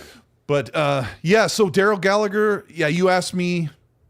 I would think they're probably going to have him make something new. And maybe that's what he said. Hey, I'll come work for you guys, but I don't want to make someone else's thing. I want to create something new with Brian Horton and Horton Hears a Who, Nice. Yeah. I don't know. That's what I think. Any last thoughts on Daryl Gallagher and the future of Perfect Dark that you want to say before we move on, Mag? Well, it looks like Microsoft is sulking and taking their ball and going home with Perfect Dark. So I don't think we're going to ever see that, for at least for the foreseeable future. Maybe not in the next decade or even longer. So, I guess that Gallagher's either going to be working on a previous IP that 2K owns, and of course they own a plethora of IP. As I'm scrolling through all the names of all the different IP that they own, or by the they time give them a that new game project. is revealed, this discussion will be completely forgotten. So I could say I think he's going to work on a new IP. Mag could say a existing reboot, and no one will care because we won't hear about this game for 5 years. So I would imagine so. Unless, I want to say real quick, they just say no new IP. And they're like, listen, work on something that we already have so we can crank it out faster. We can get it out there. Because that's probably more in line with reality, Mag. Like in the Western developers, that the risk of a new IP is not working right now, right? So just for people who don't know, Daryl Gallagher worked on Perfect Dark with the Initiative, and they spent 6 to 7 years, him and Hein, letting people walk out the door, because what they did was they had 25 people that were all the studio leads, and they were all from like prestigious studios, and they all just butted heads. And it got to the point where Daryl Gallagher said, "It's my way or the highway. I am the lead of this, and if you don't like it, what are you doing here?" And tons of people left, from Rockstar, Naughty Dog, Sony Santa Monica, you name it. All these high clip developers that were project managers. And what the idea was to all of these managers to build this game concept and then give it to a studio to co-locate or liaison. And that was what Crystal Dynamics did. Daryl Gallagher said, Crystal Dynamics worked with me on the Tomb Raider reboot. I'd love to work with them again. The deal came through and it worked out, and they were going to build the game while all the cooks were just leaving. So they absolutely got nothing accomplished. And nothing accomplished, yeah. It's embarrassing. It is absolutely embarrassing. It is. And that should have been stopped from the top. That should have been stopped from the top, because once again, you're letting the children run wild. You're letting when they say when the cat's away, the mice play. It seems like that's how like a lot of these developers underneath that Microsoft umbrella were just sort of running wild. And I'm like, who's watching these guys? Like, I mean, you don't have to be on top of them, because you don't want to be putting up pylons to prevent your workers from working, because there's nothing even worse than having an overbearing manager. You don't want that either, because then you're stunting productivity. There's a fine line. But when you're getting nothing accomplished, someone has to step in there and go, guys, what are you doing? Yeah, Matt Booty should have been the boss. I need to know what you're doing.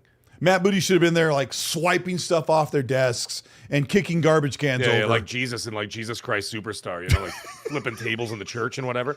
Yeah. But you have made it. Yeah. Den of thieves. Did you know that Air Supply came from that? The two guys from Air Supply were on that Jesus Christ Superstars thing, like in Australia. Get out of here! I never knew that. I actually saw they were like, let's start a band and be really super fairy. I like love. I like Air Supply. I like Air Supply. By the way, let me just. They're good yacht rock. I mean, let me tell you something. It doesn't make us the manliest dudes ever. What? No, not really. I mean, you got to name like Air Supply. Alien Squid's got it all figured out. He's got inside sources. We all know what Daryl Gallagher's working on. He's working on Chronicles of Riddick: Escape from Pony Bay. It's official, ladies and gentlemen. That is actually the title of the new game. That's the name of the studio. And of course, the pony is me. That is me, of course. 100%. Yes. Yeah. You instead of Vin Diesel, it'll be Bald Mag. I'll pre-order that. What do you mean? I'm bald? No, I mean not just follically challenged. Well, this is a good time to transition to the other game that just got announced today. This is another breaking news: is that the Game Awards is going to reveal the next Tomb Raider game, and it's being worked on by. Didn't even look it up. Who's it being worked on by? Maggie, you were looking into this, weren't you? I'm just excited it's coming out. Did you look at who's I was on looking into it. I was super excited. Well, who's working on it? I didn't actually say. Who's working on it? Oh, Crystal Dynamics. You know what? That's probably what. Still, yes, it's still Crystal Dynamics. Hold on, I got to interrupt all you. the Microsoft studios were saying. I got to get the news piece out there, because I already knew this.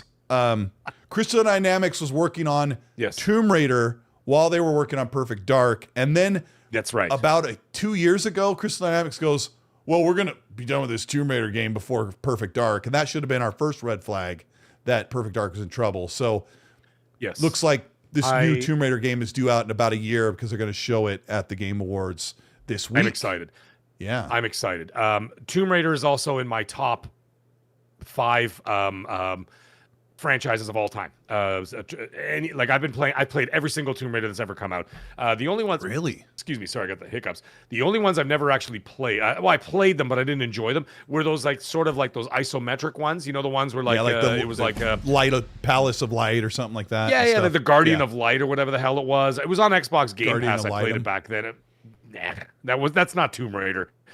I did play them. I finished them. However, the other Tomb Raiders, I beat the living hell out of those games. I beat them like they owed me money.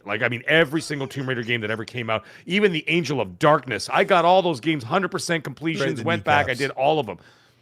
The trilogy, the reboot trilogy, I played those all on Xbox.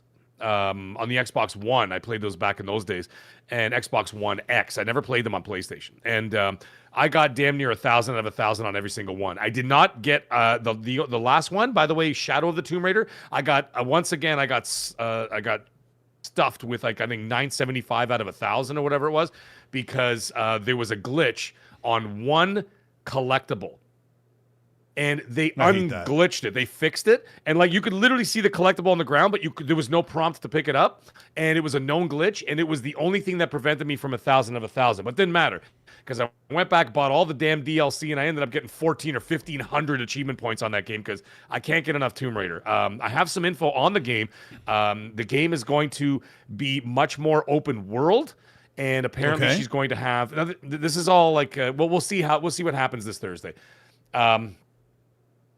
She has a motorcycle to be able to traverse around the open world. Oh, okay. So it's going to be like the kind of thing like Days Gone. What the hell is that game called? Days Gone. Like you can get on your motorcycle, do whatever, and then you'll be able to go from like all over this map, this open world map. Can you whistle? And the word is, and your motorcycle will come up to you like in Star Wars Outlaws? Yeah.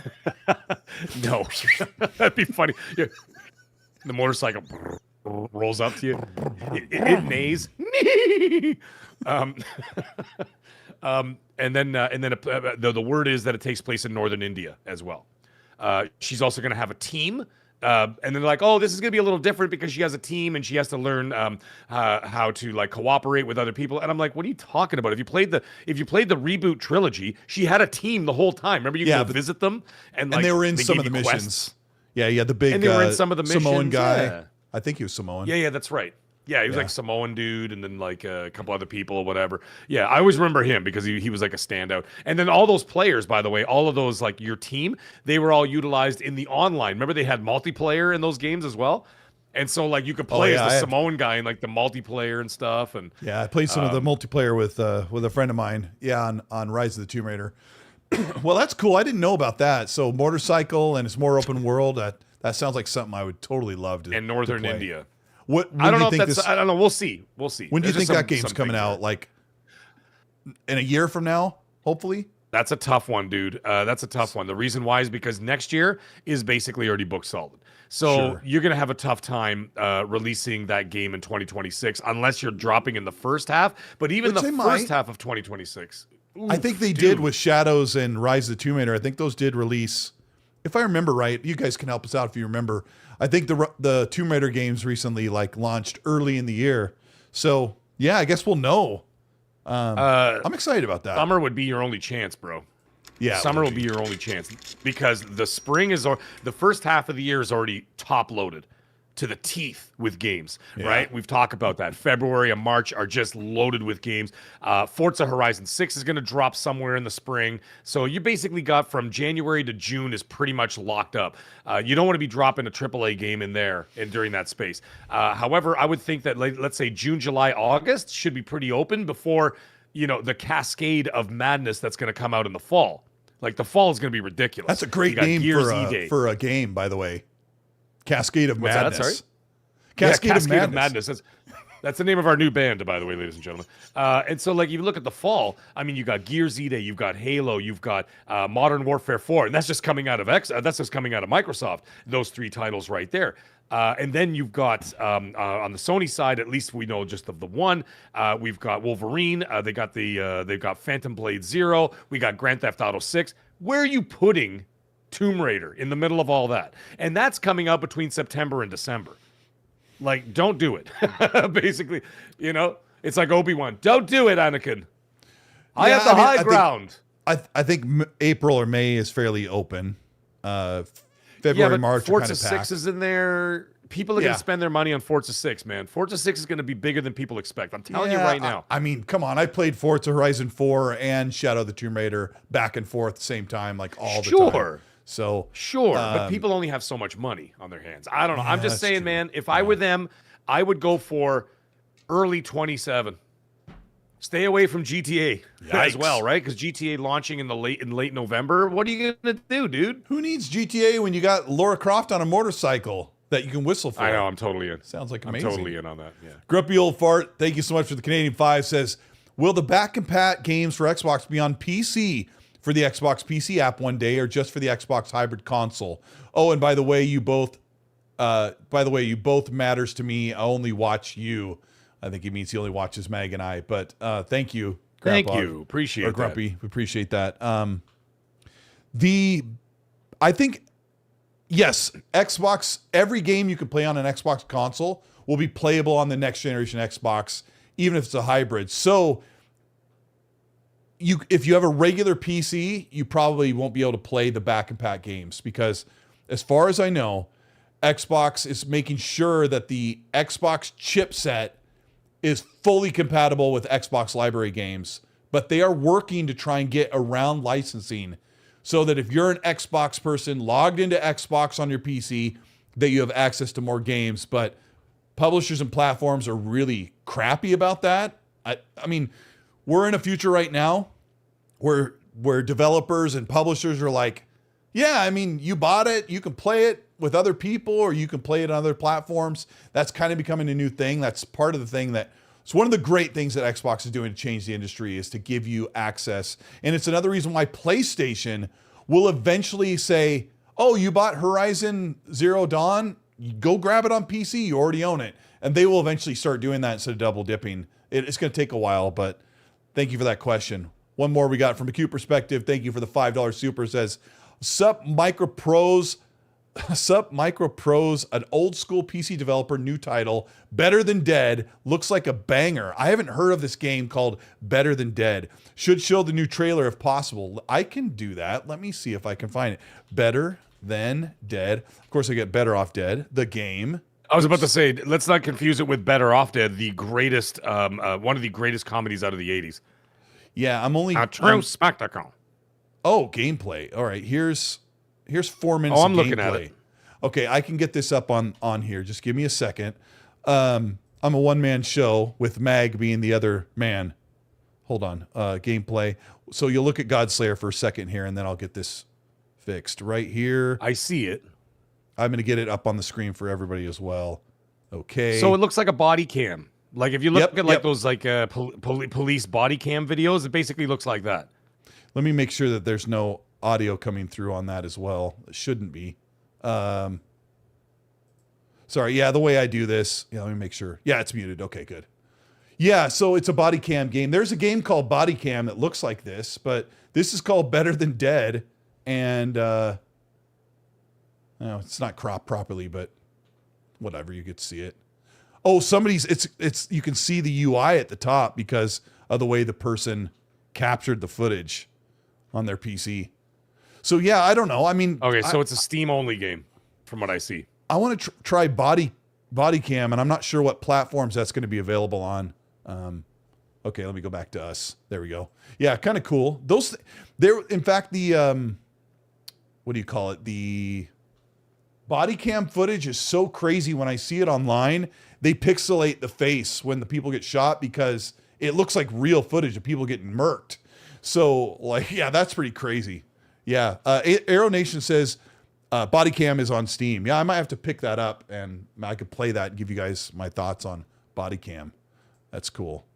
Neil B, thanks for being here. As always, channel member 21 months says, hey, Colt Mag, hope you gentlemen are doing well. I'm doing pretty good. How We about you, are Mag? doing well. Yeah. Yes, I'm doing well. Yes.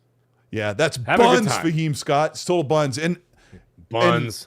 Mag, you've been doing a lot of good work on your channel, man. I appreciate you're doing these shorts and stuff. It's pretty cool to see. And his excitement. Go follow Mag. I don't know if I don't have the overlay with his, write something in the chat, Mag, just say hi, and then they can click that and go subscribe to your channel. That's your self-promotion that you're forced to do right now.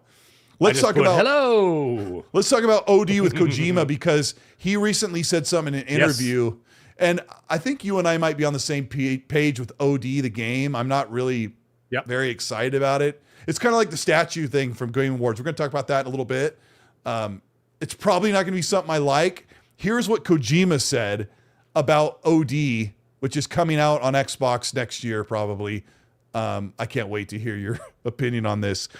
Hideo Kojima said, quote, "It's something completely different, and I can't say what it is yet." Okay, before I finish this quote, this could sound very damaging to his game, but they also said this was translated to English from Japanese, so I'm hoping there's a little bit of a translation thing. But here's what he says. "We've made games that haven't been done before. but the system is the same as other games. With this game, we're trying to create a different service format from the system. There are lots of hints hidden in the trailer, so if you think about it long enough, you might figure it out. I don't have the quote where he said, "I'm not sure if it will work out," was the other thing. Those were his words. "I'm not sure if it will work out." And I think what he's referring to, Mag, is he says, we made a delivery game, we made a spy game, and those have these are almost his direct words. Those have different mechanics that are in other games, so we know what we're doing there. But OD is something completely different, and he says, "I don't know if it'll work." And it's so funny because this game was being worked on for Stadia, and Stadia shut down before they could finish it, and no one wanted it except for Xbox. So what do you think with OD and Kojima? What's your super negative, toxic opinion on it? Oh, there's nothing negative or toxic, but like the problem is that whether it's lost in translation or whether it's just because he's a really wacky dude, is that we never really get a clear-cut picture of what to expect. Now, the thing is, if he went back, which would never happen, but if he ever went back to, like, let's say Metal Gear Solid, well, we've already played several Metal Gear Solid titles, so we know what we're getting, right? You know the genre, you know what you're getting, you know what's happening, whatever else. And it's just kind of like when he did Death Stranding. Nobody knew what the hell he's talking. Like, he goes on stage, and he's talking, and he's yip-yapping about strands. It's a strand game. Stranding and strand game, and everybody's going, "What are you talking about? What the hell is a strand game?" And it's like, dude, like spaghetti strands? Like, what are we talking about? Right? So, like, people didn't know what he was talking about. He ended up being right, though. Like, I remember when he said it's a strand game, I'm like, what are you talking about? It's not that. Sure, he did. Jesus Christ, Loops. What? Look at his comment that didn't get put in the chat. Loops. Oh, It Loops. disappeared now. One of the moderators took it out. It was removed. That was funny. Anyways, the thing is, yes, I understand he was correct. In the end, it made sense. I went, okay, I understand. But the problem is when he was trying to explain the game 2 years before it came out, nobody knew what the hell he was talking about. Yeah. Right. And he's yip yapping about this. So I'm like, this is deja vu all over again, where like he's talking about this game and he's making no sense. So I'm like, how can I get excited or how can I get unexcited for something that I have no idea what the hell you're talking about? Right. Like, I don't even think he knows what he's talking about. Like, I'm sure he knows what he's talking about in his own head, but trying to portray that message to us is just not translating well. Right. So it's like I don't know what to expect. I'm like, I saw the trailer and I'm like, okay, it's a bunch of people screaming at a screen. Like, what do you want me to do? They're just like, they're doing all this weird stuff. Yeah. It's like when you have to watch Microsoft do Senua's Saga for like 76 years of her just going like this. And you're like, okay. Like that OD trailer was the same thing. And I'm like, the old guy in the trailer passed away last week. He did. The really old. He did. I don't even know who he was because I don't know what he wasn't even that old. I think he was like 70 something, but he's older than me. That's all that matters. White hair from like, he had white hair from like the 90s. Like it was just his look, right? It's like Steve Martin. Steve Martin's had white hair since the 80s, and then how is he still alive? And you're like, oh, he's actually not that old. He's had white hair since the 70s. But yeah, since the 70s. Yeah, that's right. Jedi Warrior. He was in 2000s. Yeah, me neither. Jedi Warrior, that's right. He played an elder on in Blade. He was one of the elder of the Council of Vampires. What are you up to, Frost? Yeah. And then it's like that guy. Anyways, Kojima typically we don't know what this is. Pretty good stuff, but it can be an acquired taste. And I ended up really liking Death Stranding games, but I didn't think I would. It's going to be quality. We just don't know what it is. So like if you put it in front of me, something tangible that I can say, okay, this is the game I'm getting. Okay, what am I doing here? Okay, I'm walking, I'm shooting stuff, I'm opening doors, I'm solving puzzles, I'm running from ghosts, whatever. Like whatever you're doing, I can say, okay, I understand what's happening here or whatever.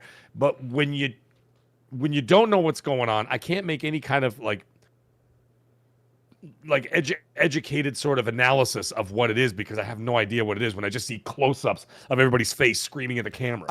I think that it's going to be I don't want to give it a label, but I think you're going to walk around in first person, interact with objects a la Indiana Jones, but I think you're just going to walk from room to room and then you kind of have to be careful about how much noise you make when you walk. And there's going to be things like skulking and stalking you. It's all in first person, so it's totally immersive. I don't know. So do you think it's more like a silent, like my vibe? I'll tell you what my vibe is. My vibe is Silent Hills. You know the one he was working out with Guillermo del Toro? Yeah, the what do they call it? The Silent Hills PT. The P game. Remember they did the playable like PT playable thing. teaser. Yeah, the Silent Hills with an S. Kind of like because he can't do those anymore. So Suicide Squad. He can't do Metal Gear, so he's making Visit, and he's making his own Metal Gear, and he can't make Silent Hill, so he's making his own Silent Hill. But this is going to be a different, immersive Silent Hill, probably. Right. Type of Silent Hill game. I'm not excited at all, whatsoever. What's your excitement level on 1 to 10? 1 being you're already in a coma, 10 meaning you pulled your pants off and you ran and you didn't care that your cheeks were on Main Street. Right now, because I don't know what I'm getting, my excitement level is like about a 5 out of 10. So your pants are still off, though. My pants are half off. Okay. And dude, and I'm a horror guy, not a horror Yeah, you guy. are. I'm actually a horror guy as well. I'm a horror guy, and sorry, I say horror kind of fast. Listen, I'm a huge horror fan. Hey, no judgment. Okay, here. And I love those games. I play as many as I can. As anybody who watches my channel or any of my streams, I play a ton of those games. And it looks pretty like the atmosphere and everything looks incredible or whatever else. It's kind of like got that haunted house sort of vibe to it. But at the same time, I don't know what I'm doing.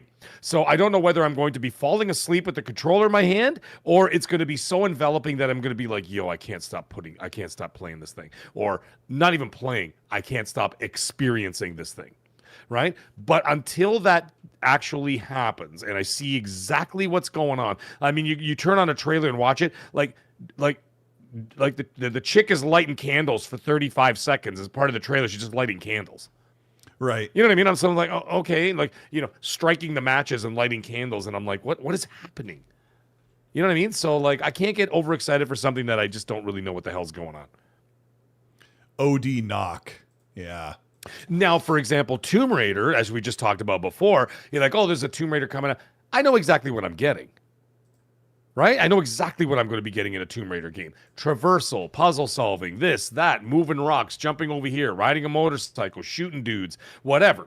I know what I'm doing, so like I'm like, you know what, my excitement level is through the roof. But like horror games can go either way, though.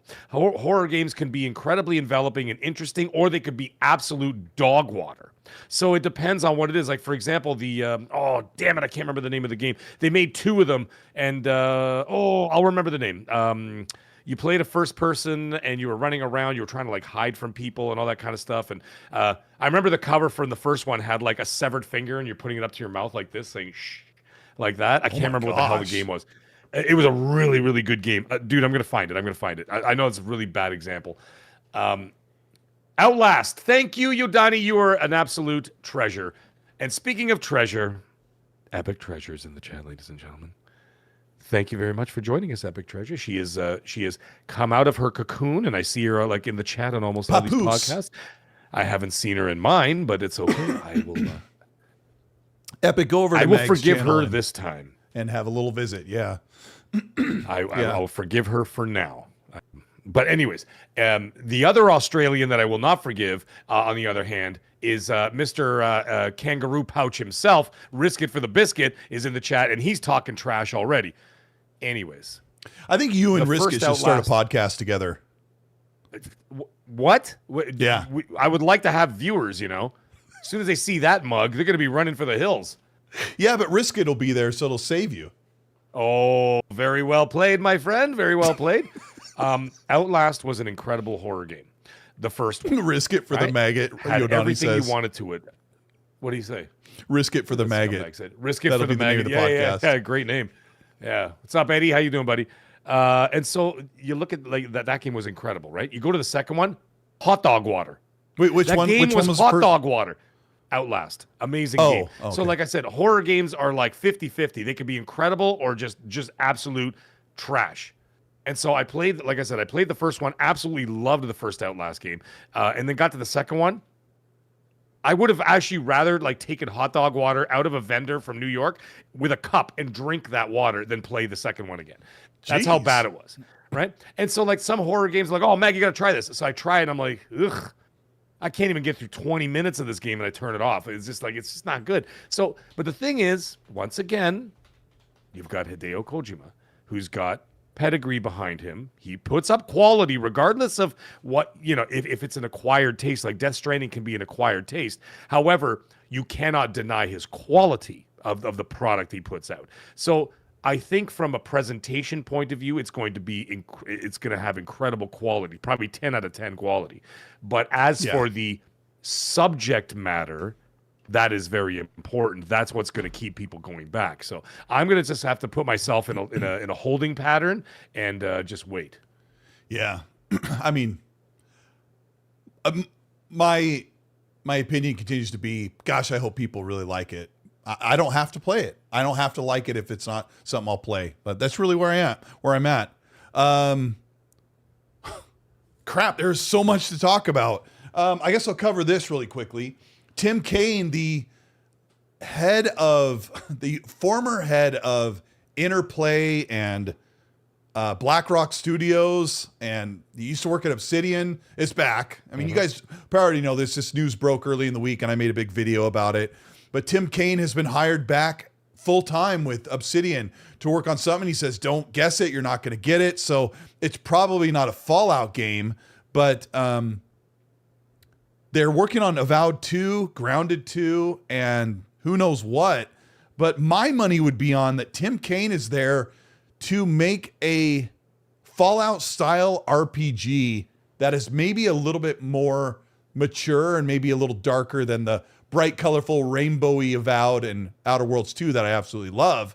But I would love to see Obsidian go back to their very abrasive roots, because ever since Outer Worlds 2 wrapped, I've played a ton of Fallout New Vegas, and knowing full well that game's 15 years old and the things that still hold up, it's like, yeah, this is still a thing. Like, this type of dark humor, this gritty, dire circumstances and survival needs to be a thing. So my money is on that Tim Cain he's been brought back to create an open world action RPG that is very much like a Fallout game, like maybe like a cyberpunk dystopian game. I wouldn't say it would be like a post-nuclear apocalypse game, because, Wasteland and Fallout already do that.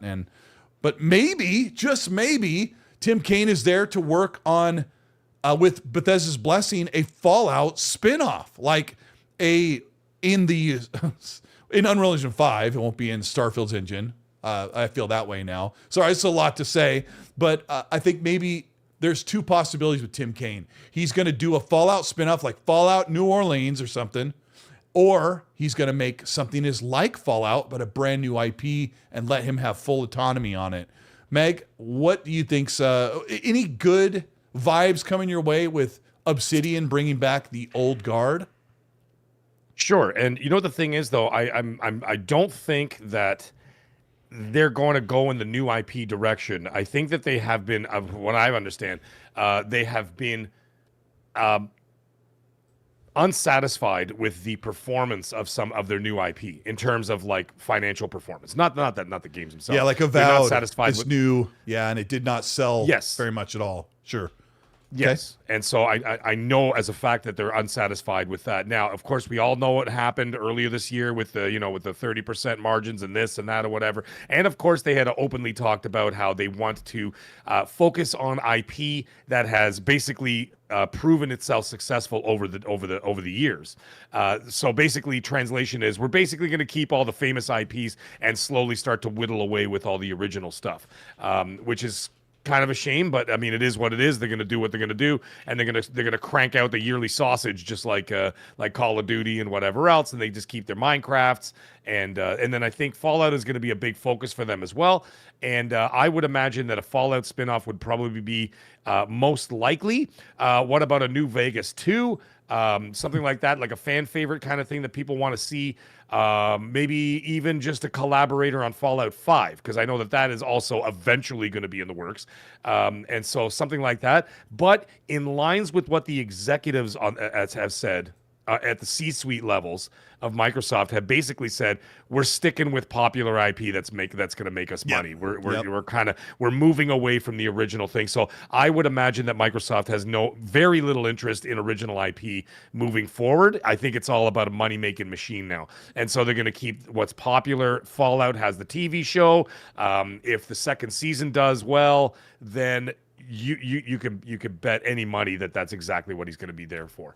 What if? And you know what? He won't care. He won't care because he's going to be making so much money that it won't make a difference. It won't make a difference. I mean, it's not going to be like, oh, my artistic integrity as he gets into a Lamborghini. Like, you're not Tim was pretty much mostly retired while still consulting, and he's got a game coming out next year or the year after. So, now he's going to make even more money. But I forgot what I was going to say. Oh, that you said Fallout New Vegas 2. That's not a thing, obviously, but I think you did nail a pretty good point that maybe Tim is there.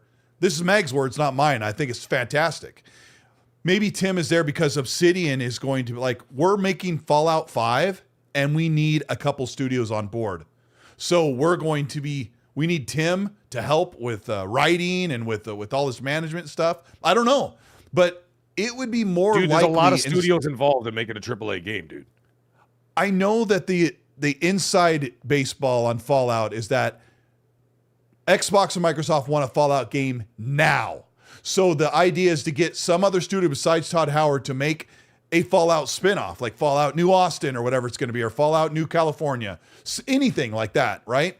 And then that'll allow Todd Howard's team to start working on Fallout 5 after they launch Elder Scrolls 6. So Mag is right. It's most likely that they would bring on a couple of studios, and maybe Obsidian's next major project is to help make the next Fallout game. Maybe they're going to help with Fallout 5, or they're going to make this Fallout spinoff with another studio. Like, you take an Exile and Obsidian are going to be free next year. Like, sometime next year or just after that, Clockwork Revolution is going to launch, and I just rewatched that trailer today. It's fantastic. But you're looking at somewhere in 2026. Right. No. I'm saying in 2026, like, they're trying to launch Clockwork Revolution, but you get a chunk of In Exile consulting and starting to reel up a Fallout spinoff in New Orleans or whatever. And then you have Obsidian helping Exiles. There's a lot of cross-pollination there. And with the help of some people in Bethesda, you could absolutely get a Fallout game in 4 or 5 years instead of waiting 10. The reality is Fallout 5 is not coming out for at least 10 years. And Microsoft knows, no, we need something in 2 to 5 years. So that's how I think it's the thing is, when you want to get hints at what these people are doing, just follow two groups of people, assuming that you have contact with those people. Follow investors and listen to the C-suite level executives first of all, swim through all their corporal crap that comes out of their mouth and get to the actual core of what they're saying.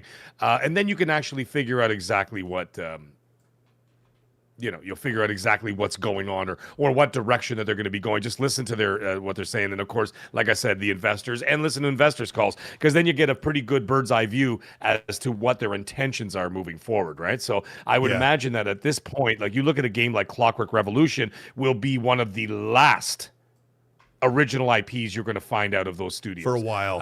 After that, for a very long time, if ever, because at that point, like I said, they're weeding them out one by one as they release them. They're getting them out the door, and they're like, no more. We're going to focus on what's making us money, and that's where you're going to get your Halo, Gears, and Forza, and then whatever else, right? And then, hey, listen. You know what the funny thing is? Everybody made fun of it 10 years ago.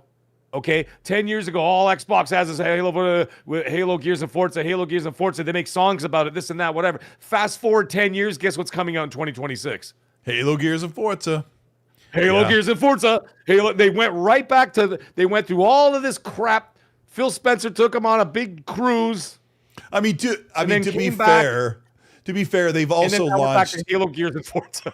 They've also launched like 15 other franchises since Halo, Gears, and Forza. So they have really diversified. But I agree with you, Mag. I think Spencer cruise. I think the days took him on a cruise. Yeah, I And know. the boat's back. The boat's back. The boat's back. And the boat's back in the dock. And guess who's at the dock waiting? Halo, Gears, and Forza. I was thinking about it the other day. I started laughing in the shower. I'm like, oh my God, they are legitimately releasing Halo, Gears, and Forza. I mean, they're doing it on purpose. They want to have those games for the 25th anniversary because that's what launched the brand. The brand, sure. The days of, hey, we want to make a steampunk RPG and we're going to give it a name. You know, Microsoft's like, are you? Are you though? Or are you going to help make trees for Call of Duty?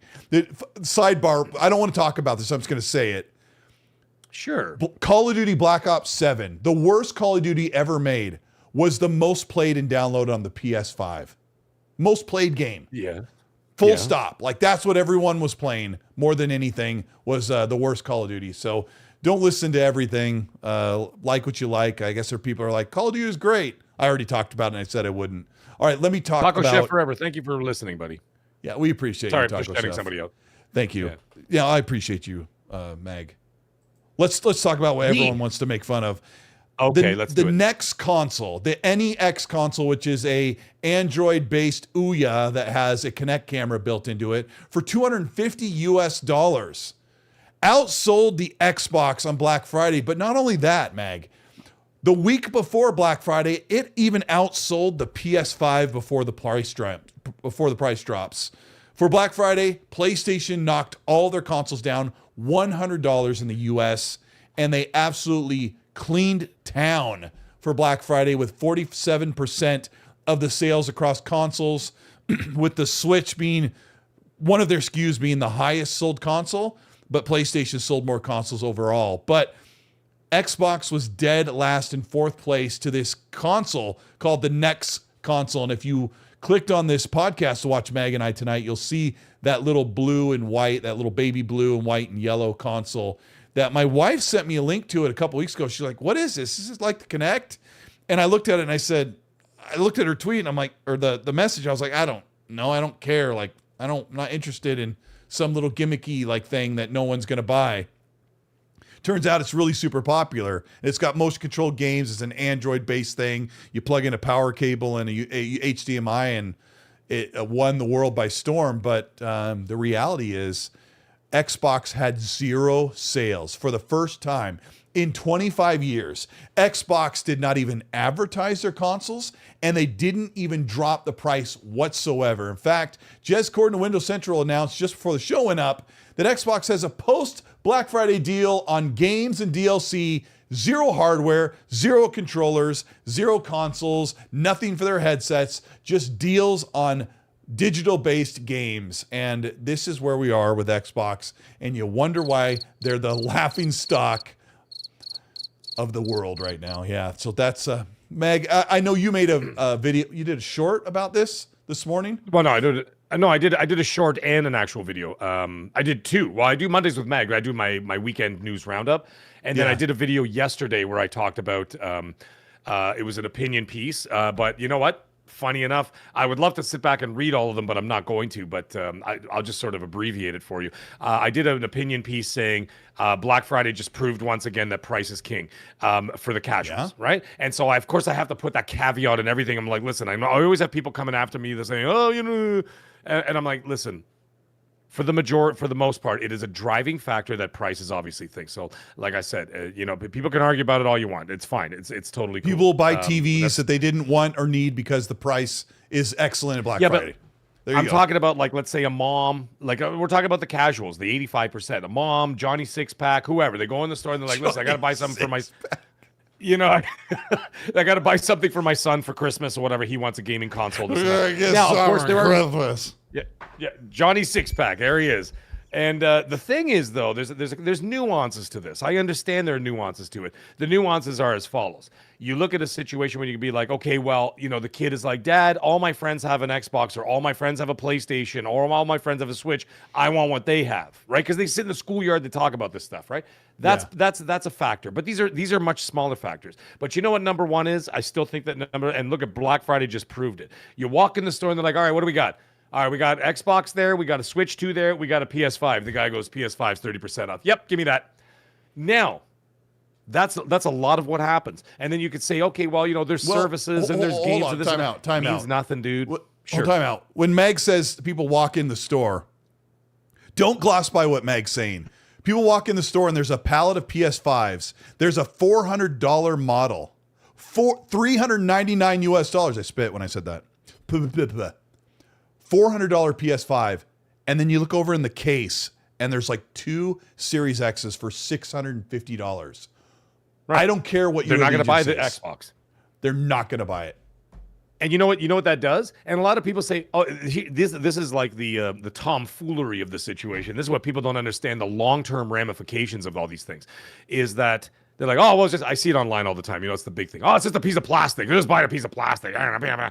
No, you're not. What you're doing is that you've now introduced that person to the storefront, which they're going to buy all their what's it called? Call of Duty skins and DLCs, your Fortnite skins, your Beavis and Buttheads, your whatever the hell you're going to get. That's all now going to the PlayStation Store. Yeah, Nicki Minaj. You see it all in the storefront, okay? All the games you're going to buy in the future, you're now buying on PlayStation because now you're in the ecosystem. Not only that, is that once you've embedded that child, per se, in that ecosystem, or an adult, anyone, you've now earned their loyalty for possibly several generations. All you gotta do is buy a couple of games or a couple skins and you're like, oh, this is where I build my stuff. Yeah. This is where I build my stuff. And so now you've built a lifelong customer. Even if they're not lifelong, they may even last 2 generations, but they're going to be there. And they're going to do it. And it's what I like to call autopilot purchasing, right? Like, for example, Call of Duty is an autopilot purchase for the majority of people. They don't look at it. They don't read the reviews. They don't see what's going on. They don't care about the controversy. They don't watch Mag and Colt.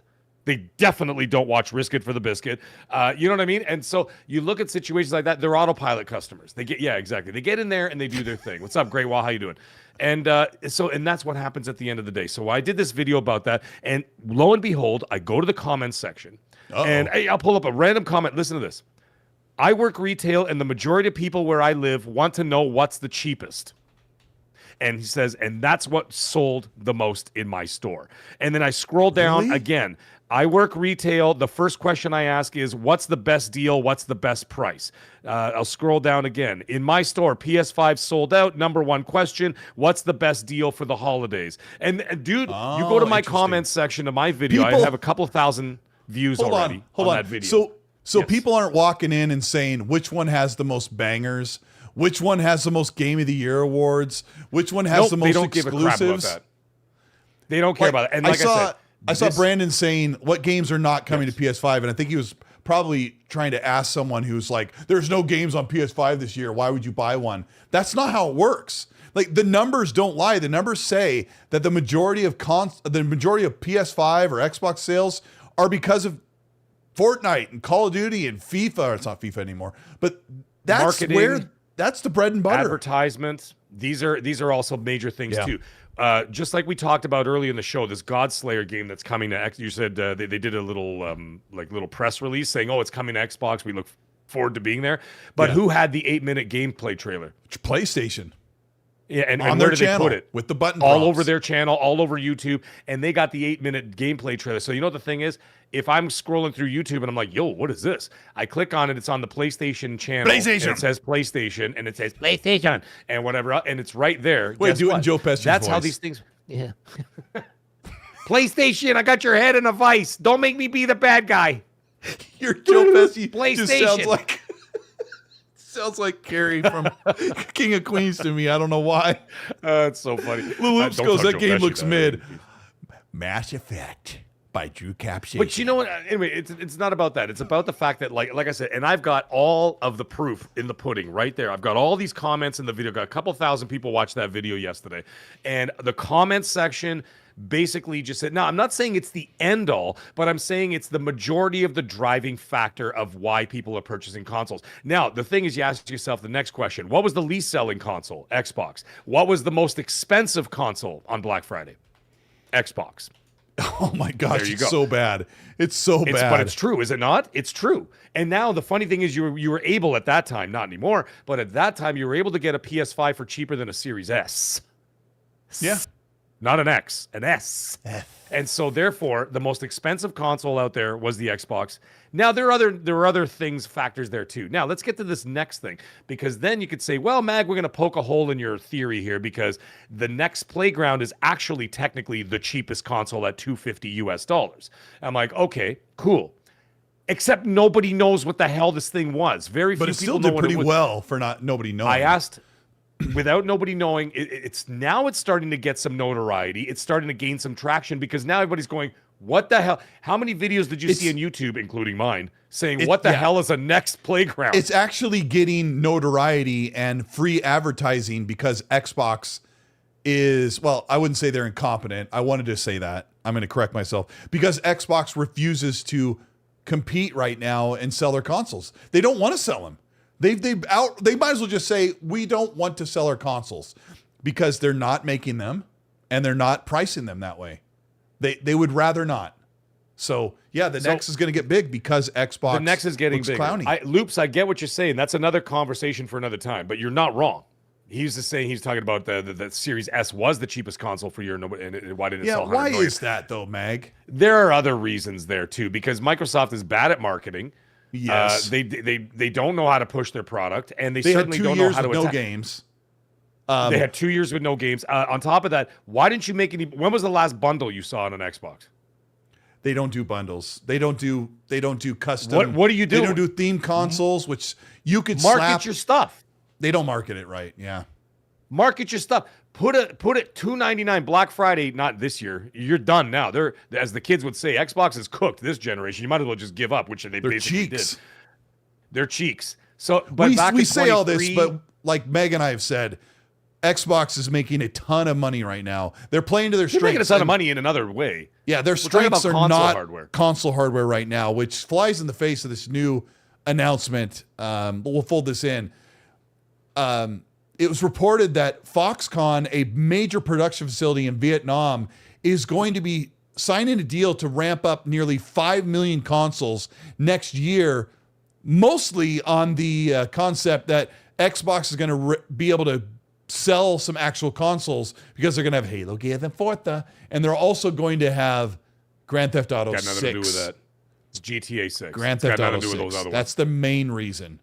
So the main reason is Grand Theft Auto 6. That's not the main reason. That's the only reason. Because if otherwise they would have sold more consoles with the Halos, Gears, and Forzas they've already released this generation.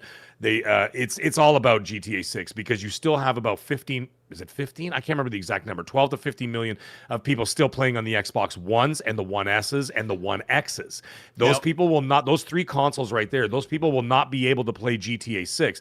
They're going to ramp up production of Series S's and Series X's. There it is. The people that can't get off of the PS4 and the people that can't get off the Xbox One consoles will absolutely have to make the leap. And I want to tell you, if you think that we're full of crap when we talk about Grand Theft Auto 6 is going to sell Xboxes, I know people are going to laugh. They go, no, everyone will buy it on PlayStation. I'm going to tell you this. Are you ready? Turn your volume up just a little bit. Okay, here we go. Grand Theft Auto 6 is only releasing on the PS5, Xbox Series S, and Xbox Series X. That is the only place to get the biggest game of the past 15 years. And you can guarantee that Xbox will see a rise in their console. And so what they're trying to do is get production in Vietnam to circumvent tariffs and shave off a couple of pennies so that they can sell some consoles and actually make some money in the hardware market. And I think they didn't do anything for Black Friday because they knew why sell and not make enough money or lose money. I think they lose money on those consoles when they sell them. Even with the price hike, I think they would have hiked the price even higher because they're still losing money. I think they're like, I don't want to sell a console at all right now because we lose money every time we do. Next year, we'll get ourselves in a position where we can sell a bunch of Grand Theft Auto consoles. Because there's going to be a bunch of people who do that. Now the thing is, obviously you're going to have PlayStation also obviously vying for a lot of attention as well, because there's a lot more people than playing on the PS4 than the Xbox Ones. I think it's about 3 times more people are still connected to their PS4s or utilizing them. Or judging two by to 3 times more. I don't know. The network. Yeah, something like that. And so So they're going to be making a push for that as well. They're like, yeah, buy a PS5. Now, you're not going to see a sale again. I can tell you that right now. The sales, and that's why I kept telling everybody, I'm like, listen, man, I don't care if you like it or not.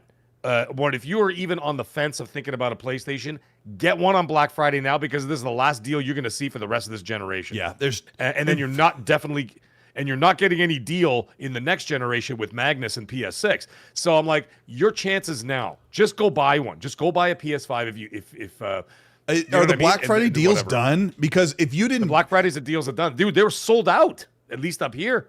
Yeah, I heard and I've that never too. seen that the whole generation. They were sold PlayStation out. sold out, and Xbox couldn't even out. sell. Xbox couldn't even sell a console. Maverick, he's talking about Call of Duty's next game is next gen only as well. They said that last year. No, Mag. Right now, you can get a PS5 Slim for $400. It's still available. Oh, well, no, I'm not. I said in Canada. Oh, okay. Well, I mean, in the US, you can still get that Black Friday deal. Okay, they still got the Black Friday deal. That's great. I'm saying up here they sold it, like the Best Buy, the Walmart, and the GameStop all sold out. All sold out of the PS5 for the Black Friday deals. Now, they may have gotten restock. That would be fantastic for people. And if they do have it, I would take advantage of that, because you're not going to see a deal on any hardware moving forward. Now, that being the case, back to the Call of Duty thing, Maverick, I'm telling you right now, they said it at Black Ops 6. They said Black Ops 6 is the last gen game. The problem with Activision is they are so greedy and they are so poor as a company, and I don't mean poor as in financially poor. I mean like just creatively poor, bankrupt as it were. Is there's no way they're going to give up on that last gen money. Yeah, I can't see it. I can't see it, because they were supposed to give it up. Yeah, sorry, Grandpa Barbecue came in. It's Project Mag, not Magnus. I apologize, Grandpa Bar. I screwed up my own thing. But someone go tell Gandalf. Anyways, the thing is that they said that the last the last game, Black Ops 6 is the last gen game. All of a sudden, we just got through Black Ops 7. It's still coming out on the Xbox One and the PS4. Yeah. You bet your ass Modern Warfare 4 will have a playable version on Xbox One and PS4 next year.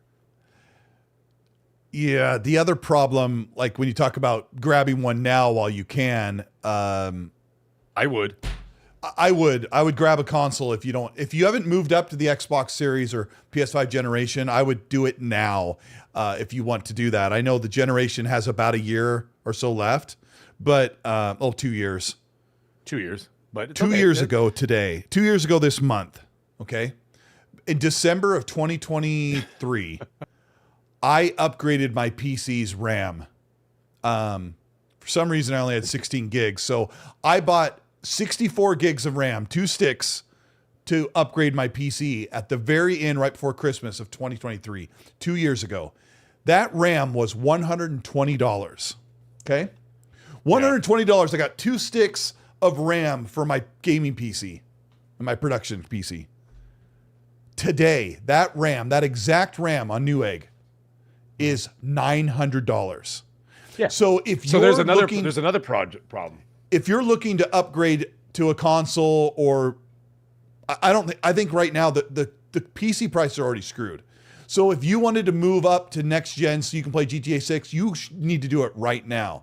Because yes, that's what I kept imploring people. Do it now. And also, Xbox consoles are going to go up in price as well in the new year. I'm sure PlayStation and Nintendo will as well. I know that's a topic. We're going to talk about it. But. Yeah, and Windows Central has talked about it's probably there could be another price hike for Xbox coming.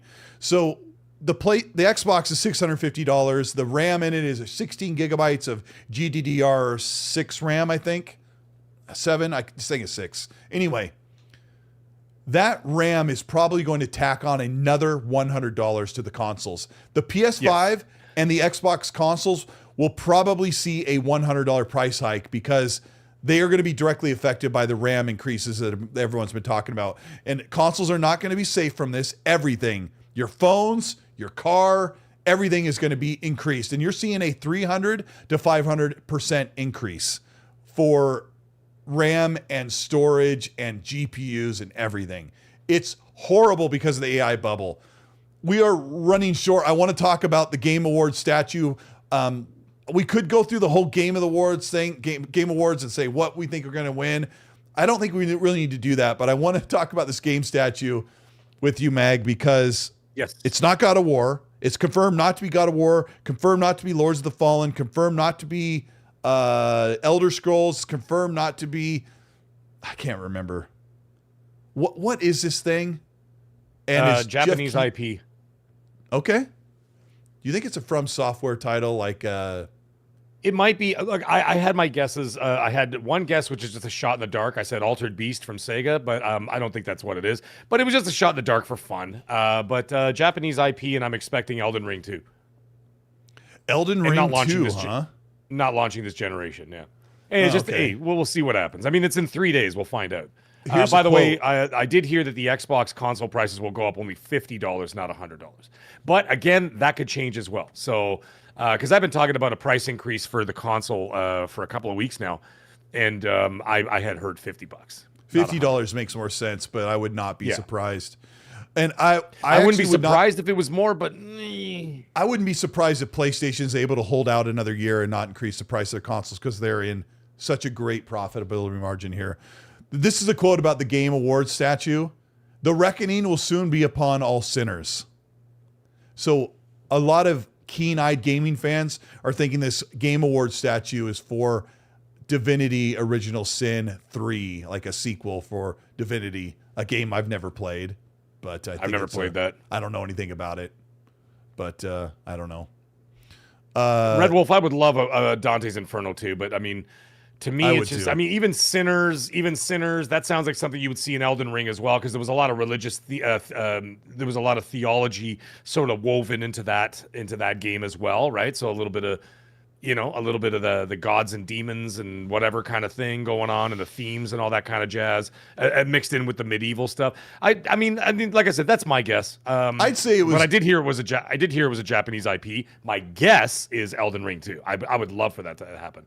Yeah, I would say it could be like all the corpses look like something from Dante's Inferno, but the bear and the alligator do not whatsoever. And those are like main items on there.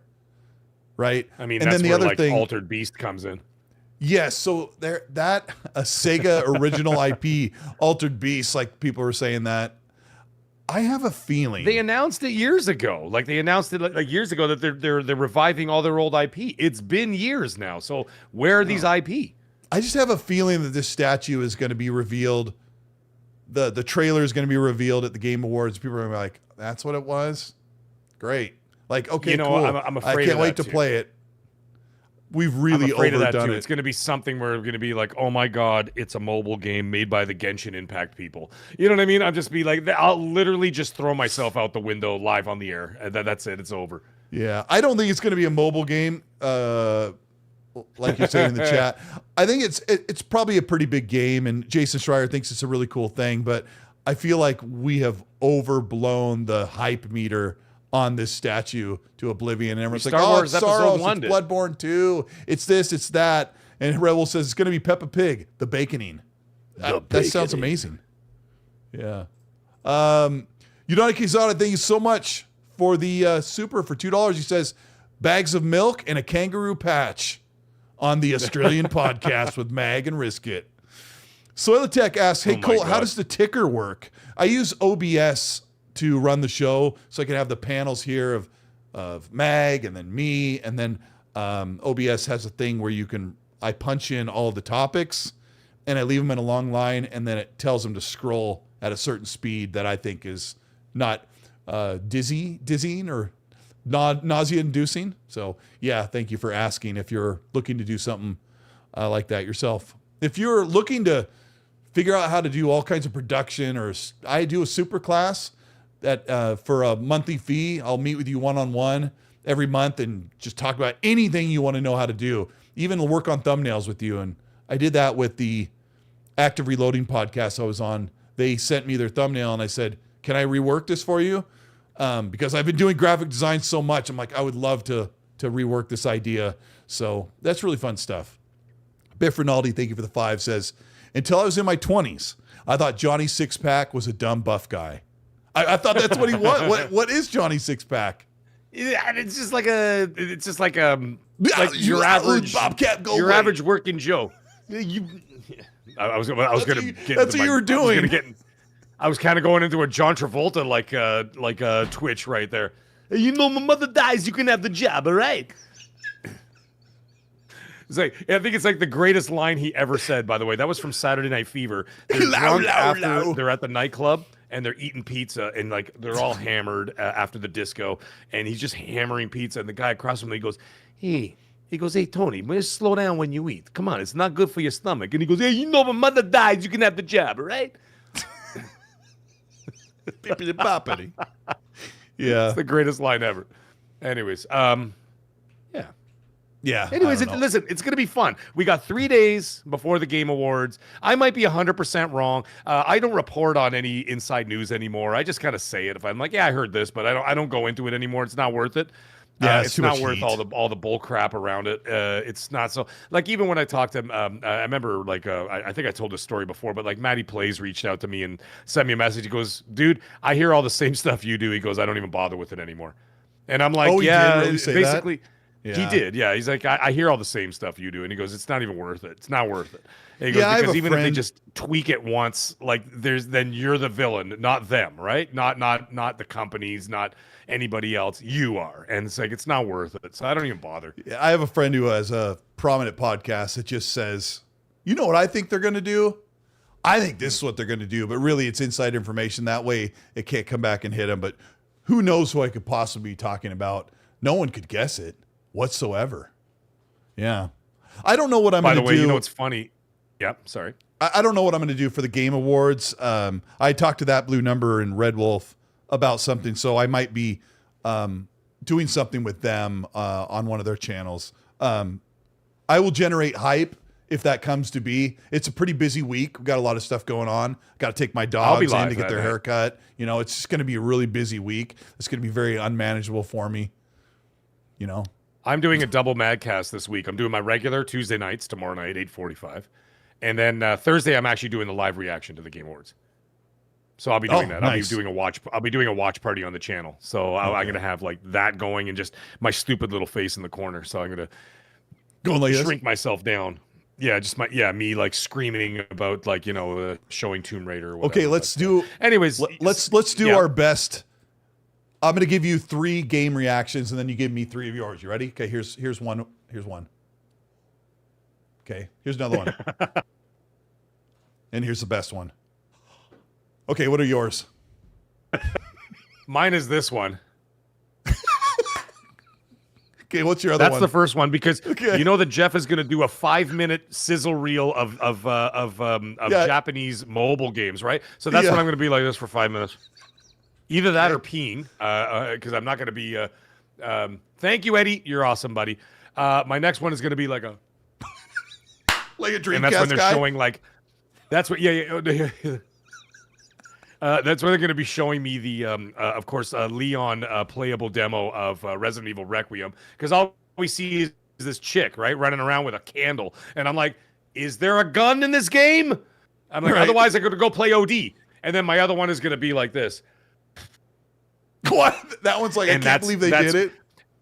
That's going to be when Death Stranding wins Game of the Year over Expedition 33, and they're going to literally burn down the theater. That'll be like. Can you imagine?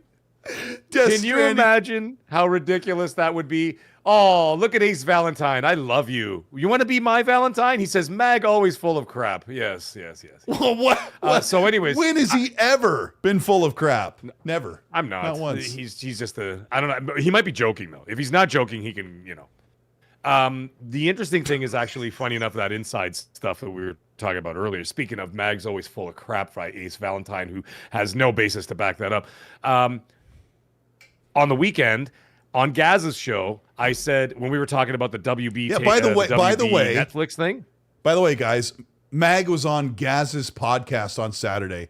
2.5 hours of absolute shenanigans, and Gaz always wants to keep it real, and I'm like, you want to keep it real? Get Mag on your show, and you'll see real like you've never seen real. You guys had a great show. That's what I tried to do. Anyway, go ahead. However, you know what I mentioned during that show? I said, Gaz, look for a hostile takeover from Paramount on Monday. I said, because as soon as the bell rings on Monday, and I said it right on the show. So I hope, what's his name? Ace Valentine. There you go. I said, look for a hostile takeover after the bell rings on the stock exchange, because Paramount offered $30 a share versus Netflix, who offered $28 a share. I said, and they're going to attempt a hostile takeover. I said, I've spoken to investors about that. And lo and behold, I wake up Monday morning next to Ace Valentine's mother. And after I woke her up and kicked her out of the house, I said, well, would you look at that? Can you show me the face you made when his mom left the room? Hold on, I gotta get to the live feed. Oh, just like that. Bye. Smile and wave, boys. Smile and wave. No. You could pay for your own. You could pay for your own Uber. Yeah. Anyways, what I ended up saying. Yeah. Where's the lamb sauce? Anyhow, where's the lamb sauce? So anyhow, what I did was I said, look for it Monday morning. I wake up Monday morning, and what is the first thing I see on my phone?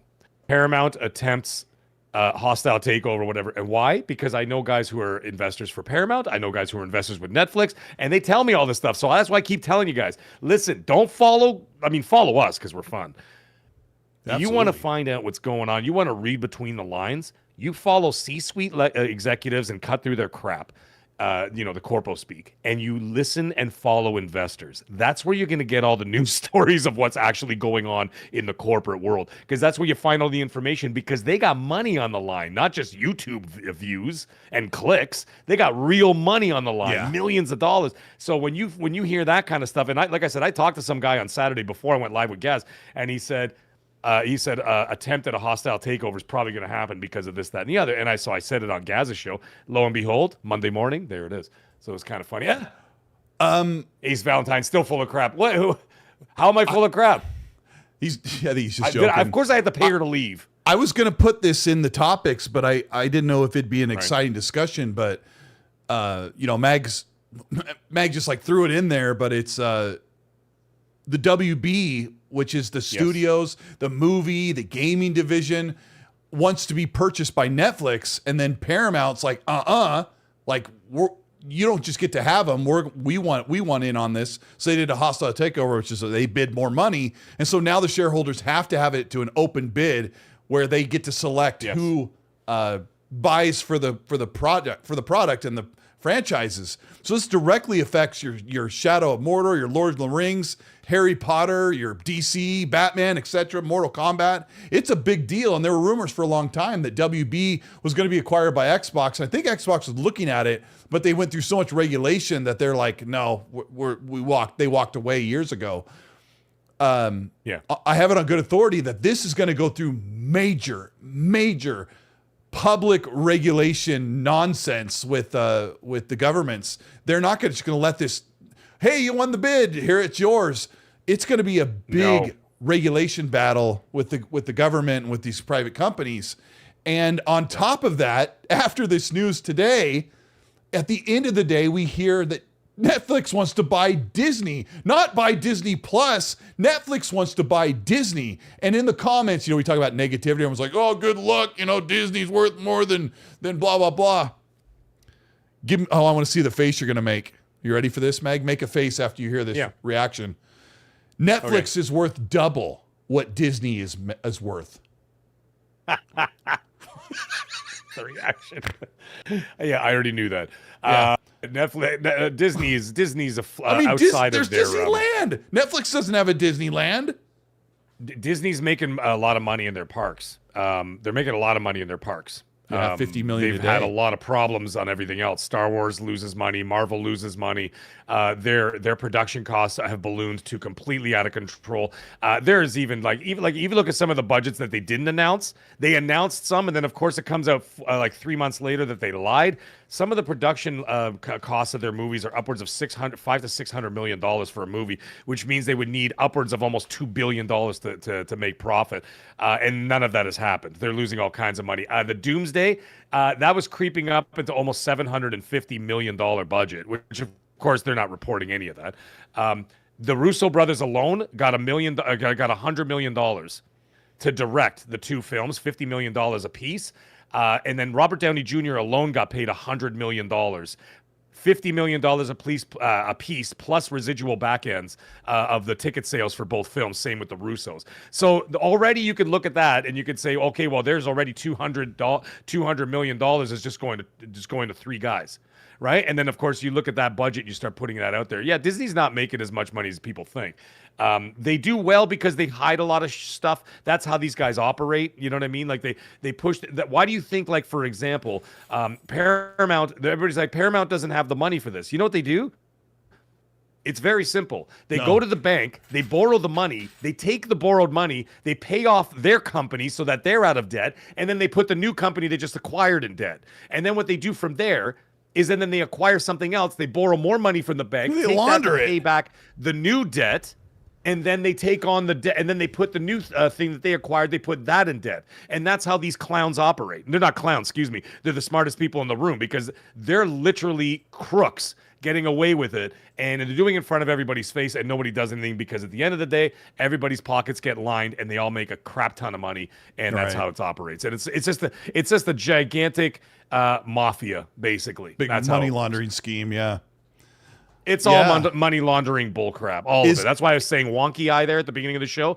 It's all money laundering crap. They do that to not pay taxes. Is this WB acquisition going to be like a 2-year process? Like we saw with Activision? Well, it depends on what happens, because if Paramount gets it, it's going to be a whole different situation. So we don't know. But let's just say for argument's sake that Netflix does get it. It'll be a long time. It'll be certainly a long time. It'll be similar to the Activision, the ABK deal with Microsoft. Who would you rather have the rights to those Harry Potter, Mortal Kombat? Yeah, I think so too. Paramount. Paramount is the lesser of two evils. I would put them in their hands before I put it in Netflix's hands. What about the gaming division? I mean, I don't know a whole show about it. I don't know if I trust. Gaming division is cooked, dude. It's cooked. The gaming division, I'll tell you right now, is cooked. They're going to fire most of them. They're already in trouble before. They were in trouble before the acquisition was up. Like DC has never been lower than even the DC movies. But just talking about we're a gaming podcast, right? Talking about the DC movies. The DC movies haven't been good in a decade, and they're making a second Harry Potter. You and I are day one. Like, that's going to be awesome because that's just a great studio. Portkey is safe. Yeah, they're good. They're really good. Safe 100%. They're also, by the way, they're deep in production of Hogwarts Legacy 2, and they're trying to release that in conjunction with season 1 of HBO's Harry Potter TV show, right? The show that they're doing, and they want to do that for maximum impact for customer retention and, of course, profit, obviously, and viewership and engagement, right? So that's the best way to do it. So that's what they're doing there. Portkey ain't going anywhere. What's it called? Rocksteady, if they plead their case and say, listen, man, we're making a Batman Beyond game. We're sorry about Suicide Squad. We're making a Batman Beyond game now because, how the Arkham trilogy ended. I don't want to spoil that for anybody who hasn't played it, but anyways, the point is that they could say, okay, well, we're going back to the Arkham series. Then they could be like, all right, you guys got that. Everybody else, you're all fired. That's it. They're going to fire everybody else. They're going to get rid of everybody else. They're all done. Isn't Monolith shut down? Monolith is done. They shut down, right? Which is really sad. Yeah, they're done. All your favorite studios from 10, 15 years ago are gone. Dude, the Wonder Woman game. How many tens of millions did they pour into that game, and then they canceled the game, right? Same crap. They're going to look at it as a liability. And I'm telling you right now, whoever acquires them, the first thing that's going to go is the gaming division, except for Portkey. And I'm going to give a 50-50. I'm going to give a two-face. I'm going to give a two-face flip coin for Rocksteady. But they're going to have to sell. They're going to have to sell themselves. I think they'll hold on to Rocksteady, Portkey, and NetherRealm, who makes Mortal Kombat, obviously, right? Oh, right. Sorry. I forgot about Mortal Kombat. Yes, but I think the rest are probably on the chopping block, according to us, right? Our personal idea. Yeah. But what wouldn't you, if you were buying it and you're looking at that, what's the first thing you would do? Cut off the losses. I would cut off the losses and keep what's making money. Portkey, NetherRealm, and Rocksteady. That's it. This is going to sound really rude because this is our total armchair quarterback, but knowing what you and I know, like, let's pretend, let's just have some fun. Let's pretend that somebody was like, Mag and Colt, you guys are keyed in on the industry and the games. You've played all these games. You know what's going on. I want you to go in and see what's going on with Rocksteady and tell us if you think they should stick around. And then you go in there and look at what they're working on, look at who's working there and going, yeah, I mean, that doesn't seem to be the same Rocksteady that everyone used to love. Like, I feel like maybe you might know if you saw what they're working on. When the Batman Lego game looks better than anything that Rocksteady's done in 10 years, you know, as the kids say, your buns are cooked. 6'7", Ohio Skibbity. Yeah, exactly. I could tell you this.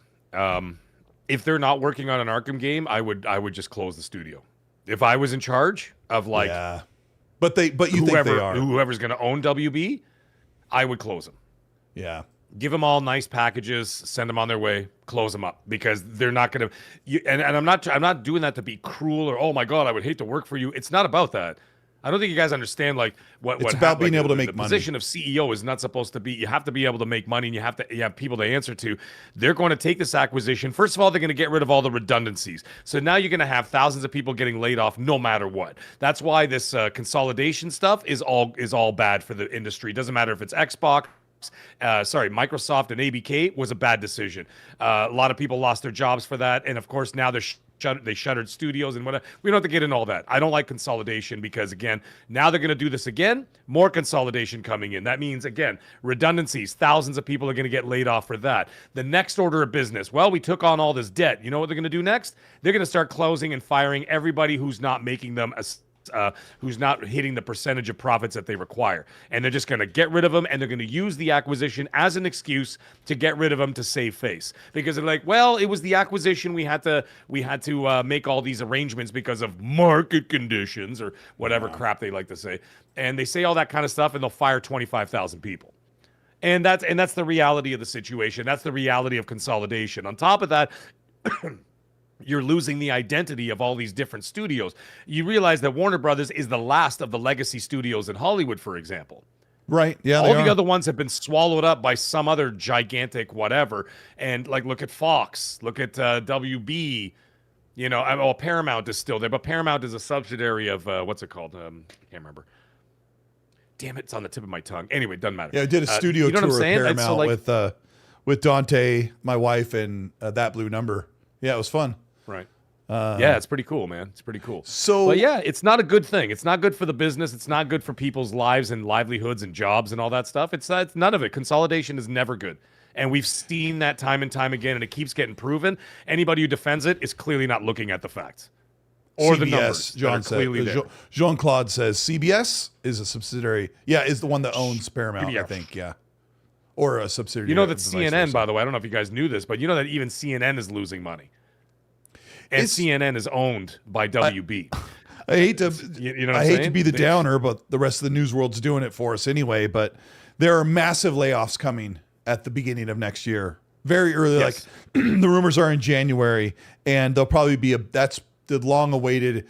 Microsoft is going to be laying off a ton of people, and like Jess Corden says, they're going to say, "Oh, we're doing this for efficiency, but it's really AI." And I won't get into it because Meg and I can sit here for an hour and rap about how AI is going to change the industry in really good and bad ways all at once. And but I heard a really great quote that one day you will say, "I would give anything to be in the shape and health that I am right now."